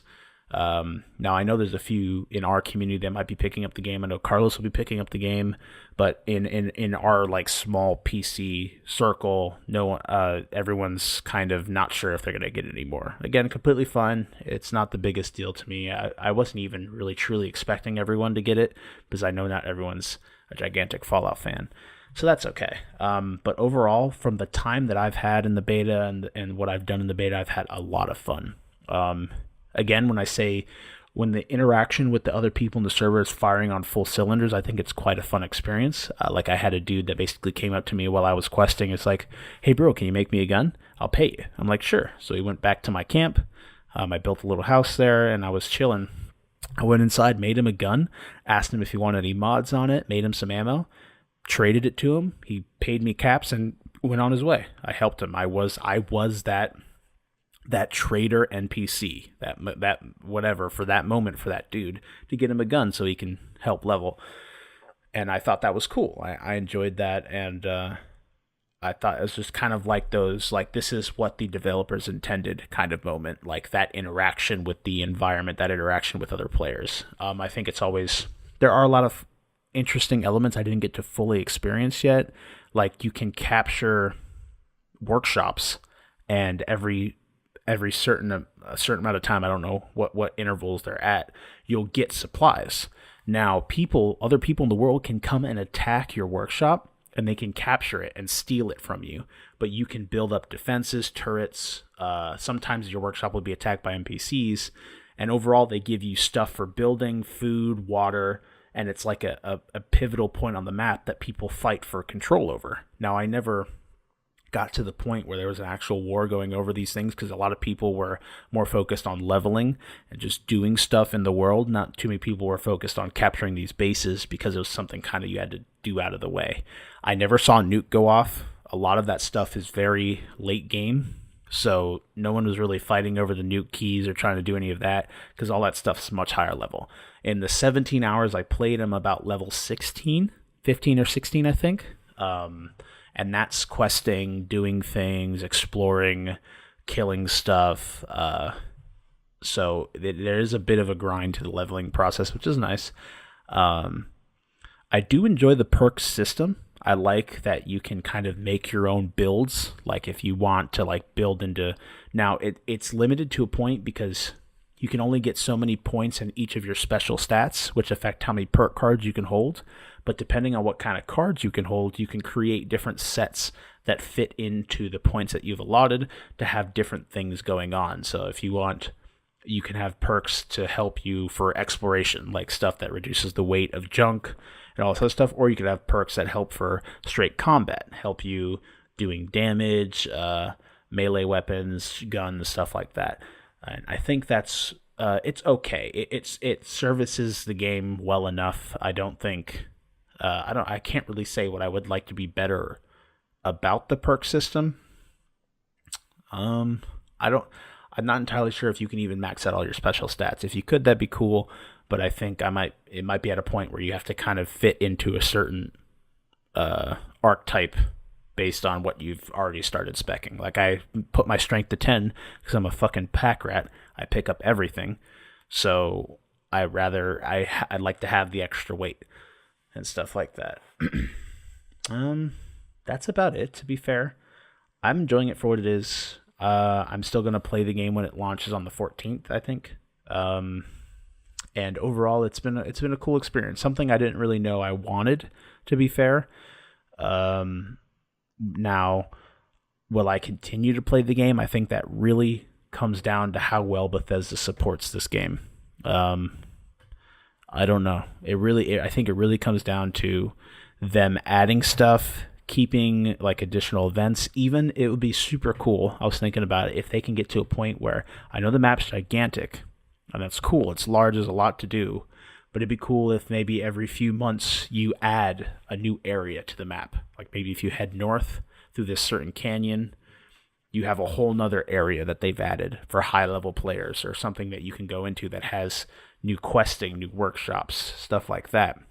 And to continue to expand upon the map, almost like adding DLC, but for free. And then I don't know how their monetization model, we already know that they have a way to buy points for cosmetic stuff. That's the Atom that you could also acquire through doing challenges in game. But I think a lot of this game, if they want people to continue playing it, they need to continue to support it. Add content, take up the business practice that Fortnite's doing, where you're constantly changing the map and keeping the game fresh. And I think people will stick with this game for quite some time. But that's about it for beta impressions. It's a cool idea, but I think it really needs to be kind of toned. Keep adding, taking away stuff that isn't necessary, adding stuff that is, and listening to the community. It's going to be very important for Bethesda to stay on top of feedback here. And Bethesda does not have the best track record with that. So it's definitely, I could understand entirely why someone would be very cautious about this game. I am cautious about it too. But I enjoy it. It's quite a fun game. So that's about my impression. Shawn hasn't touched it, so he doesn't really have much to say in that matter. But we'll go ahead and move forward into Diablo Immortal and the controversy surrounding that. We have a few things to go talk about real quick first before we get into it. I first have a news article real quick before we get to Sam's question. Apparently, because of all this, Blizzard's stock has dropped. Not by a lot. It's been 7%. It has dropped. The share has dropped from $64.34 from the previous $68.99. There was a note that came from the Cohen and Company investors to Blizzard saying, quote, Blizzard severely miscalculated how their fans would respond, which suggests they aren't in touch with their players as maybe they should be. Now, if you're a big fan of Diablo, if you know Blizzard, I've heard this complaint about Blizzard before, especially when it comes to the World of Warcraft community, how they do not really listen to feedback a lot of the time. Which is definitely interesting. We know that Blizzard has not announced the way that they will monetize Diablo Immortal, if it will be free or a paid title. Although we do know that the company developing the title is a kind of a free-to-play gaming veteran known as NetEase. So it is entirely possible it will be a free-to-play title on mobile, and maybe they'll have some type of way of either loot boxes or something that adds a way of them monetizing the game. So that was just one quick thing that not only is the community mad, investors have kind of taken a step into this, kind of like, ooh, we don't really know what's going to happen here. People have started to pull out a little bit. But with that out of the way, we have our question from Sam. So Shawn, Sam comes to us, our boy, and he says, "Hey, dorks, fuck you." That's me to Sam. Fuck you, Sam. Calling me a dork? You think you can sit there and call me a dork, you piece of shit? Fuck you. I'm not a dork, you're a dork. How about that? Piece of trash. God, I hate Sam. Why do we answer these guys' questions? All right. Diablo Immortal was announced at BlizzCon, which is what all gamers wanted, JK. Anyway, there seems to be a trend that publishers/developers are taking franchises and turning them into mobile money-making machines. Do you think this trend will continue, or will the backlash of fans prevail? Give them sweet thoughts so that my hunger for sugar is satisfied. You guys rock. And then the clip, as always, All Might, where you at? Bada boom. All right, Shawn, what do you think here? I think that's self-explanatory, to be honest. I mean, mobile's been the biggest gaming market for a while now worldwide. It's not changing. It won't change. It will continue to head in that direction. I don't think that'll change at all. Okay. If anything, I think it's going to increase in severity. I'm not happy about it. I despise the mobile phone / tablet gaming market. I despise the free-to-play models. I don't like how they've damaged and altered gaming, but there's nothing I can do to change that. I mean, I don't mind the purchasable titles as long as they're quality enough, because those are actually made to behave as a console quality game. You're just not going to get the same kind of graphics on them. Like I've purchased every Final Fantasy title there is for purchase on the Android platform. I've got 9, 7. I've got all of them but 8, and with no regrets. Those give me plenty of time to dick around when I'm waiting in line or something like that. I've tried the free to play ones. I have them all, and they have small moments where they shine. But free to play always has the same problems. Every free to play game to me has the same problems. I know that you like the collectathon. Hell yeah, waifu simulators. Yeah, I do not. Shout out to what's the fuck is it even called? What is it even called? Wait. Shout out to Azure Lane. Man, it's actually it's a fucking spiritual successor. It's made by the same exact developer that did that one other game that I always forget the name of, and it's basically anime girls that they're ships that are personified as anime girls, like actual battleships, like boats. What's the name of that other one? All right, whatever. Azure Lane. Your waifus have cannons on them. I love it. I've actually spent way too much time in that game, and like I know they had like a summer event that you could grind out a skin for one of your characters. It was when I was working with the technician company I was working with, and you can kind of do whatever you want during the day as long as there's not a customer doing it. So I literally spent the entire day grinding the fuck out of that game, and I got my bathing suit skin for my character. Say what you will, but I worked for that shit, and I display it proudly. But yeah, you can marry your white boat waifus. So highly recommend. For waifu boats that won't talk to you if they existed in real life at a 5, as he says. The cat girl meme.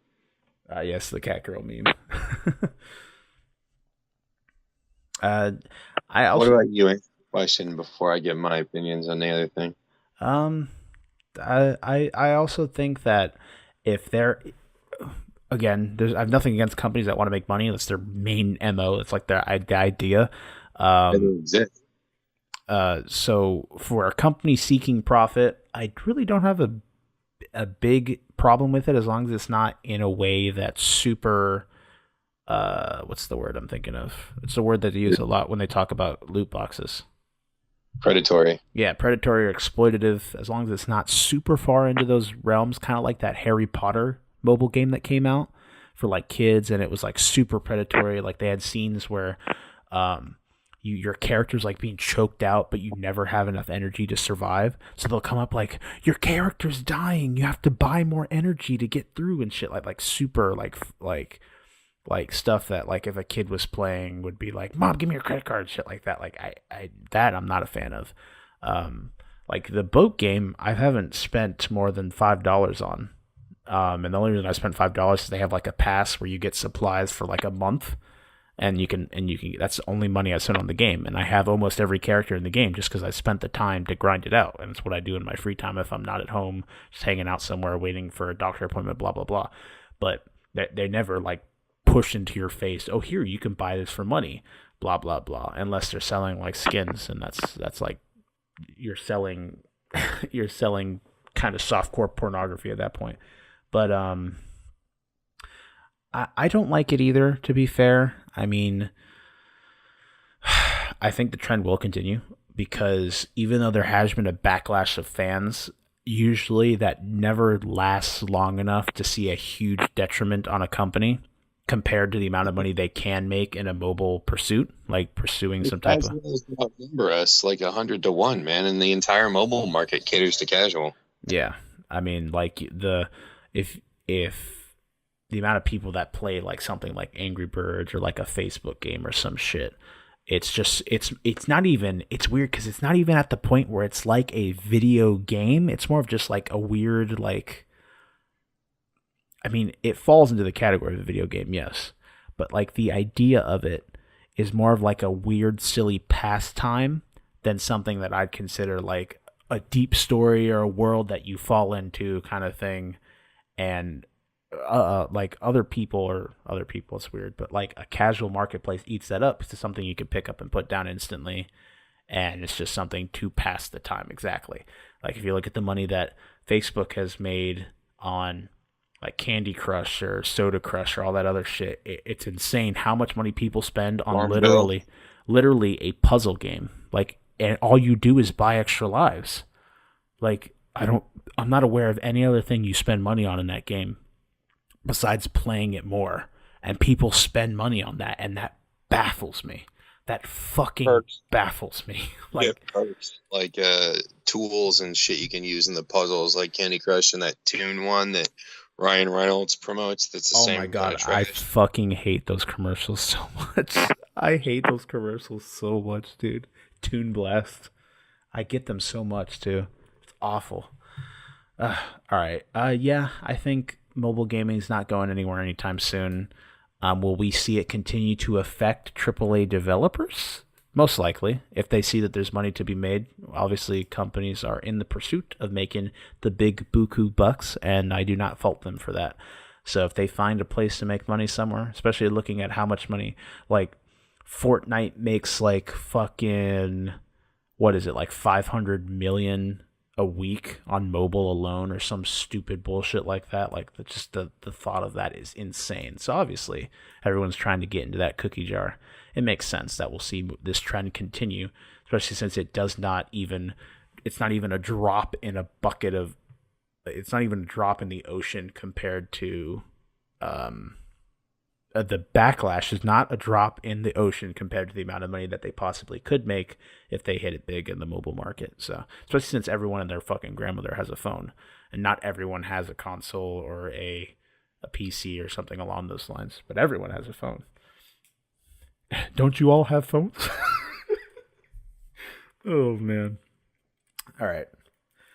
So, thank you, Sam, for your question. As always, we appreciate it. If you guys want to send us a question, feel free to either go through Discord in the mailbag segment, email thoughtpatrolcast@gmail.com, Twitter with the hashtag TPMailbag, a YouTube comment. Just keep either keep the hashtag TPMailbag if it's not on Discord, or put it in the mailbag segment on Discord. We'll answer pretty much anything on the show, and we'd love to hear from you guys. So, with that out of the way, we're pretty much done with everything.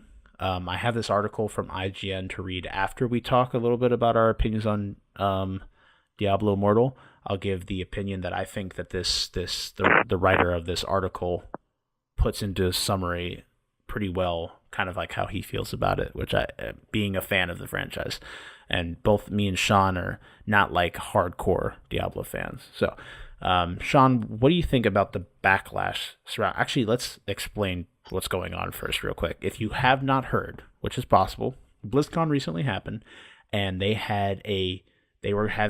basically have keynotes for the different developers that the branches of Blizzard come out. They have like the Overwatch section, they talk about shit. The Diablo section, they talk about shit. The Hearthstone section, they talk about shit. They'll have their own keynotes, which are basically anything you'd see in a typical convention. The developers come out, they talk about what's new, what's going on with this franchise that you may or may not love, blah blah blah. Now, one thing is these keynotes all have things called capstone. What was the word that they used? It was cap something. I think capstone, right? I think it was capstone. So the capstone marks are the last few things you talk about. Yeah, so like if it was like how, for an example, Xbox, they do their conference, they talk about everything. The capstone reveal is Cyberpunk 2077. It's the last thing. You almost think it's over. You're like, where is like this thing, and then boom, Cyberpunk hits you. The world explodes. That's the idea of a capstone reveal, right? It's your biggest thing, what you think is the most important for this, blah, blah, blah. So that's the idea. What happens, the capstone comes up for the Diablo keynote, or the Diablo developers keynote, and they've been kind of hit or miss. They've been very vocal that there are different Diablo projects that they're working on, right? This is prior to the keynote, so they haven't said yes or no to a Diablo 4, right? So nerds being the nerds that they are, we have a keystone coming out. Usually it's saved for the biggest unveilings possible, stuff like that. And we get to like the end. This is like tension like is rising, it's mounting. Everyone's super excited that there might be a possible Diablo 4. The devs come out, the Diablo picture on the background and shit, and it's like, I don't know exactly how it went, so this is me paraphrasing. Do we got something for you? Boom. Diablo Immortal mobile game coming to your phones. Get pump. No one get pump. So no one gets pump, and then the Diablo Immortal devs open it up for questions. People come up and everyone's memeing. People are not happy, obviously. There's like audible sighs and groans from the audience. You could hear it. So that's not.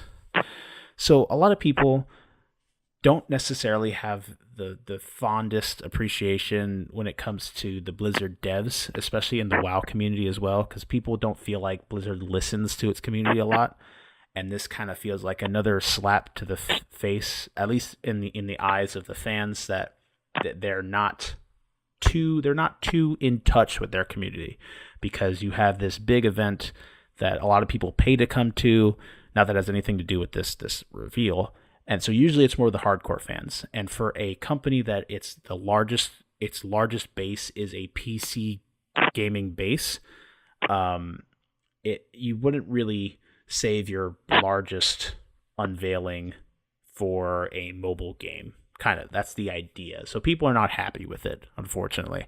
And in their stupor have gone to the farthest reaches of the internet to say that how not happy they are, and basically push Blizzard into the ground. And it's a bunch of nerd rage going on right now. It's, in my opinion, it's understandable nerd rage, although as long as it's not going into the point to actually hurt someone else, you're good. But I understand the disappointment behind it. But it's just, I think that it just wasn't handled properly, kind of. I mean, I understand that they don't have anything else going on, so there's not huge reveals going on. But all you had to do was just drop an image of Diablo 4, like what they did with Metroid Prime 4, what they did with Elder Scrolls. All we got, dude, was a overshot that could have been done in CG in half a month. and the title came up, and that was enough to make people happy. If you all you had to do, even if Diablo 4 wasn't in production, now it's in production, just put a logo up there. Diablo 4, we've announced it. And you would quell a lot of the anger because people are like, oh, at least they're working on a hardcore Diablo title. We have one in the works. So although this is here, it's kind of like a side project, kind of like Fallout 76. All these other companies go to the lengths, they go to they do as much as they can to make everyone know, hey, the series is not heading in this direction. We are just making a side project. Do not murder us while you wait for your next favorite title. That's all they had to do here. And we still have not heard anything about a Diablo 4. They haven't said anything about it. I know the devs were kind of pushed back against the wall, but they said some dumb things in the keynote. But overall, I think they could have quelled a lot of the rage here by just saying, hey, this is out. You may not like it, but we do have a Diablo 4 coming. Get pumped for that, at least. And then people would be mad, but they would not be mad for as long or to the degree that we are now, because we still, to this time, do not have any confirmation of another hardcore Diablo game. And this kind of, as it will say in the article, it kind of opens up the door to a realm of possibilities. They said there's other Diablo projects, but now we don't know what they could be. I'm sure it's like 90 to 100% sure that it's going to be another hardcore Diablo, but the fact that they haven't said it at all has kind of made people a little worried. So that's kind of where the rage is coming from. It's really up to individual opinion whether or not it's warranted. A lot of people go to like gamers are just being assholes and angry, which a lot of people are being assholes. You don't have to technically be an asshole, although I know you're mad. People do the same thing with Fallout 76, even to the point of going up to like creators and telling them that like, oh, you went to the event, you're like a shill. They just paid you out to say that the game is good just because I don't agree that this game should be made, kind of thing. And although it's not necessary, I don't know. It's weird. I don't think they handled it properly. They could have easily not had this happen, and now the internet's on fire because of it. So that's kind of what's going on. In my opinion, I think that I just said my opinion, actually. They could have handled it better. That's all I think. I don't think people should be acting the way that they are, but if you have a group of hardcore people that love this franchise, hardcore fans coming to your event, just do something to quell the nerd rage and musk that emanates from this crowd by just giving them something. Just a picture. It could be a JPEG someone made in Photoshop and MS Paint that says Diablo 4 in crayon, and the people would be happy. That's all they need. Something that lets them know they have a hardcore title coming their way and not a mobile game that they did not ask for. That's kind of the idea. Shawn, I am so I've been talking for so long. What is your thoughts here on the whole Diablo Immortal situation? Well, anyone that's paid attention to even the tiniest amount of our podcast knows that I'm kind of the resident nerd rager about things. I am just a very angry, bitter, negative, unhappy person with an incredibly lovely penis. But like you threw that in there. Yeah, well, it's important to know that I have at least one attractive trait. Exactly. I think it is ridiculous. And ordinarily, like, I get nerd rage when an institution is abused, like what Disney did with Star Wars. I get that. What they did with the Star Trek movies, I get that. Like, I understand that nerd rage, and largely I feel that anger and that hurt that comes from something that you gain so much joy from, something that's become an established part of your life, that this company is not respected. And every company is only out to make money. All right. That is all they're there for. All right, it is important to establish this. That is why they exist. They may also love what they're doing, but to be honest, that's beside the point. Most of the things that you love in your life, whether they were a labor of love or a labor of cash, that has nothing to do with the impact of how you absorb the material. How you consume something has nothing to do with how it was made, right? They're not mutually exclusive ideas. So the greed of a company doesn't necessarily have to destroy the product. Disney has made a lot of really great things, but they've always been 100% pure greed, period. That's never been in question. Nobody can sit there and go, oh, they're about the kids. Fuck you. No, they're not. The kids are about money. That's how it works. All right. So when Blizzard has not had anything in the pipelines, and you fucktards who are Blizzard fans know that it takes them like 3 decades to make a sequel to anything. And I can name the sequels they've made on 1, maybe 2 hands.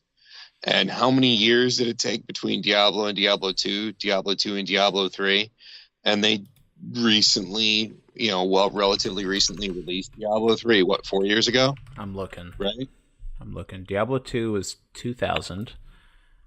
Diablo 3 was... Oh, fuck. Release date. Diablo 3 was... Oh, when did this come out on PC? 2012. So, yeah. 12 years. And 12 years, motherfucker. Diablo 3 to now would be 6 years. Almost 7. 6 years.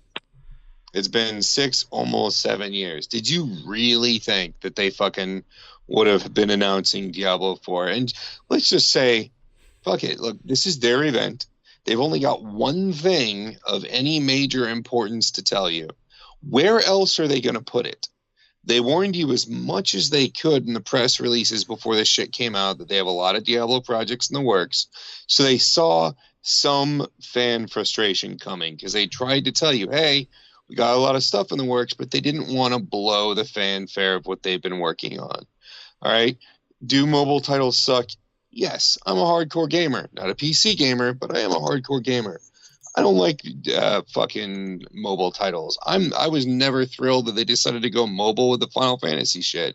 With all those free-to-play Final Fantasy mobile games that are all moderately decent trash. Like I fucking rage just as hard as anyone else. But for you to sit there and get pissed off because they announced a fucking mobile title because that's all they had to work on, you need to fucking get your panties out of your ass, all right? Unwad your shit. Calm the fuck down. This is extreme. Are you allowed to be frustrated? Yes. Are you allowed to be annoyed that your game's not coming out? Yes. Is it your game? Fuck off.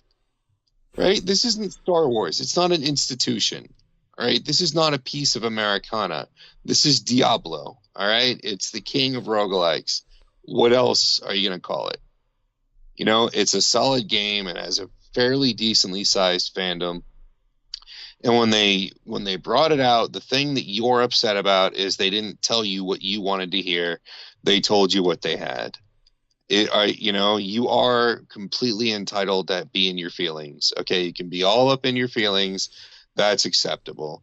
To harass them when they're doing Q&A about the product, to sit there and intentionally misbehave and act the fool and disrespect these people who have worked as hard as they have on what they've worked on, do you really think that's going to get you your game any sooner? Well, maybe, because pressure is pressure, but maybe not.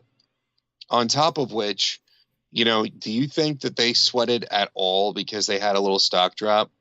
Dude, Nike, their stock dropped more when they announced Colin Kaepernick, and that shit bounced back, 2 days later? They made a huge upswell. You are not going to damage Blizzard, and they do not care that you were pissed off. The only reason that they care is it temporarily costs them a loss in money. But your rage, the way you behaved there, launching those stupid questions, is there any chance this is like an out-of-season April Fool's joke? What are you, stupid? All right. Well, I mean, come on. It's like Kyle said before the podcast. It was a mob mentality. I understand the initial reaction. You're like, yes, yeah, wait, what? What the fuck? It's a whole group of PC players. You're hardcore Blizzard fans. I'm still waiting for Blackthorn too, so you can go fuck yourselves. But you're hardcore Blizzard fans. You've been waiting for a new announcement. Wait, what about Vikings? I need a sequel to Lost Vikings, bro. Yeah, Lost Vikings was really good. I agree with you too, Lost Vikings. I mean, you had your hopes up and they were dashed. And when that happens, you get upset. I 100% understand. I echo those statements. But the behavior was completely uncalled for, and it makes us all look bad. All right? Like, your voice, your state. I do agree. I know Blizzard was expecting a negative reaction to a degree. I don't think they expected it anywhere near the way it came out. And honestly, I wouldn't have either, because you're all fucking adults. Yes, it's disappointing. And yes, it's not what you wanted to hear, but it's all they had. Where else would they put it? I think maybe they could have voiced it a little differently. They definitely could have behaved themselves a little bit better and said, well, you all have phones. That was memes inside. Like, in 15 seconds, it's going to be all over the internet, you dipshit. Like that. I mean, they made some mistakes. I agree. Do I think that your outrage was justified? Not even a little bit. No. And believe me, I am the king of outrage. And there are times when I'm outraged and I admit that it's not well founded. It's just emotional. But that kind of behavior is not going to get you any favors. And if you really want Blizzard to listen to you, mistreating them is not going to work. So do I think it was justified? No. Do I think they should have behaved better? Yes. Do I think Blizzard made a mistake and they should have prefaced it a little bit more? They should have said, hey, before we drop this out here, we need to warn you, or I don't know what they could have done, to be honest. But I definitely think they could have packaged it a bit differently when they brought it out, or maybe said I don't know what they could have done differently, but I'm sure if you get a couple of smart people in a room besides me, we could have come up with something. Point being is they knew it was going to hit at least a little bit, because hardcore gamers don't like mobile titles historically, or when they do, it's very rare. And, so I think people were being stupid. I think they were behaving stupid. I think the initial reaction was fine, because you really don't have control over the first bits of your emotion that pour out, but you're adults. Pull yourself back. Write letters saying, I'm really horribly disappointed. I was expecting this, and why, but I mean, if Blizzard has enough people and mobile games are the money trove that they are, the fact that they have spent this long focusing on the hardcore gamers and on the mobile market was a fucking miracle. So if they didn't even put a full staff on it, they're splitting work on the game between themselves and this Korean company. They're going to make it an authentic experience. No, it's not a fucking reskin.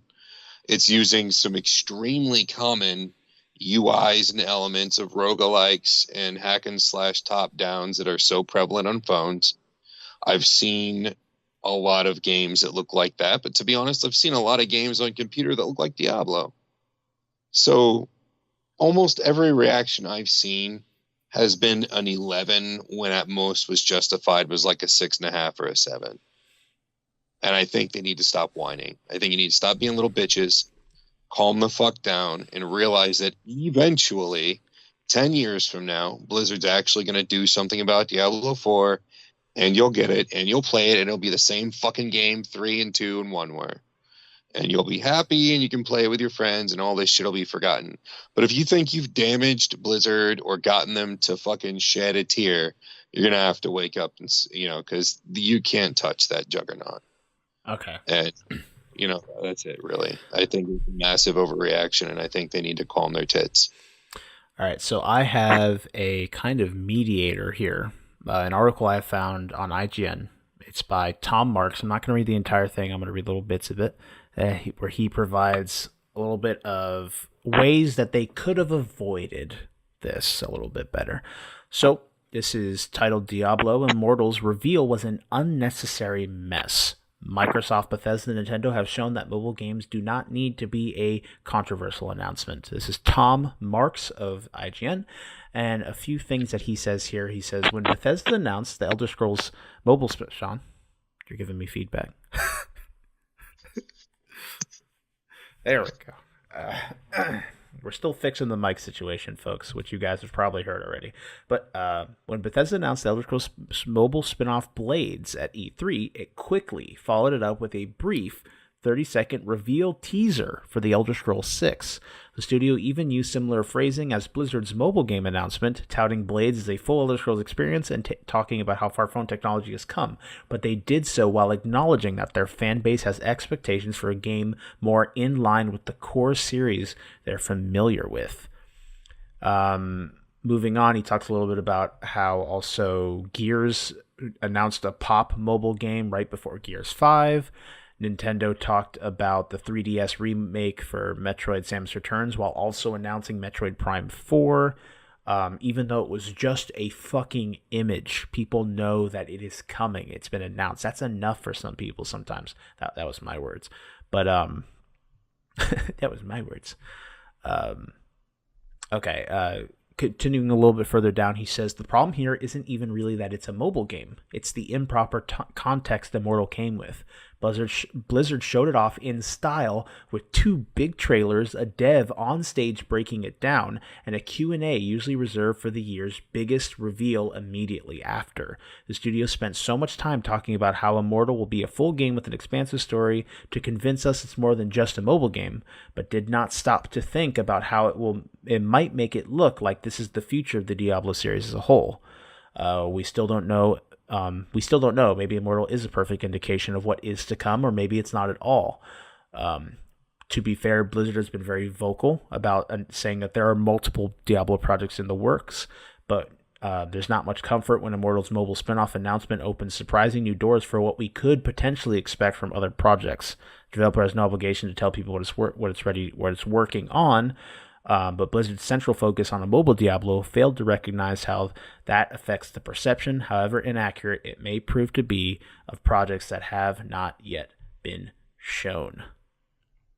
So I think he does a good job of providing a excellent answer to this issue that has been done by other companies. Kind of touched on basically what you and I were talking about. They really just packaged it wrong when they talked about it. I agree 100% with what he said. Even just like I said, dropping a few sentences in like, hey, we've still got a main line coming in, more along the lines of what you expect, but here, talking about the two at the same time, something like that would have softened the impact. And also keep in mind, every single new property and new game that Blizzard releases, they do to a load of fanfare like it's $1 million. The reason why that MMO has run for as long as it has, when all they do is release an expansion, sometimes a smaller expansion than what other MMOs do, is they make this big to-do out of it. They're like, there's all this fanfare and they advertise it heavily, when in reality it's just another MMO expansion. And it's not necessarily anything earth-shattering, but they make a huge deal out of it. Blizzard's traditionally done that. So for them to make a mobile app and then do a big fucking thing with it, that's what Blizzard does with every new game. Every single one. That's what they've done with every game that they are definitely releasing. They do that big fanfare. Not a single game that they released have they not done that. That's totally in their wheelhouse. So yeah, so we provided 3 different opinions here. You guys tuning in, let us know what you think about this whole controversy with Diablo Immortal. Whether or not you think what's going on is warranted, not warranted, you don't give a shit. Fallout 76 you thought was cool, you don't give a shit, anything like that. We'd love to hear from you guys. We're going to go ahead and wrap up the episode there. That was our main topic. Spent a decent amount of time giving you kind of what we think revolving around this situation. That was episode 73, Shawn. Holy shit. We appreciate you guys tuning in every week. Feel free to check out the streams that we do as well as, well, we don't really do anything else besides the streams, but we'd appreciate to see some of you guys stop by, say hi. Just let us know that people are actually listening. Yeah, so, again, thank you guys for tuning in to episode 73. Before we go, Shawn, bestow upon me the mighty word of the book of Shawn, chapter 3, verse 10. Hugs and kisses and all your favorite parts. Ah, yes. I don't have a fact pulled up. I always manage to do this shit, and I realize that after I say to you to give me your intro, and I'm sitting here, ooh, I saw the word fart. It looks like the same fact for you. It's like I always want to volunteer it. And remember, kids, a starfish has no brain. That's like the same thing. Every little thing. If I was you, that would be my fucking. I'd say that. I'd be like, and here's your fact for the week: a starfish has no brain. Next week, and here's your fact for the week: a starfish has no brain. What I should have done was I read it like 1 to 500 because of a site that has all 500 of them listed out. But I started randomizing it, so I have no ideas which one I have and haven't read, besides what my brain can pull up from recent memory. But I do have one. So, again, thank you all for tuning in. Before we go, I shall leave you all with my earth-shattering thought of the week. And here it is. The Vatican City registered 0 births in 1983.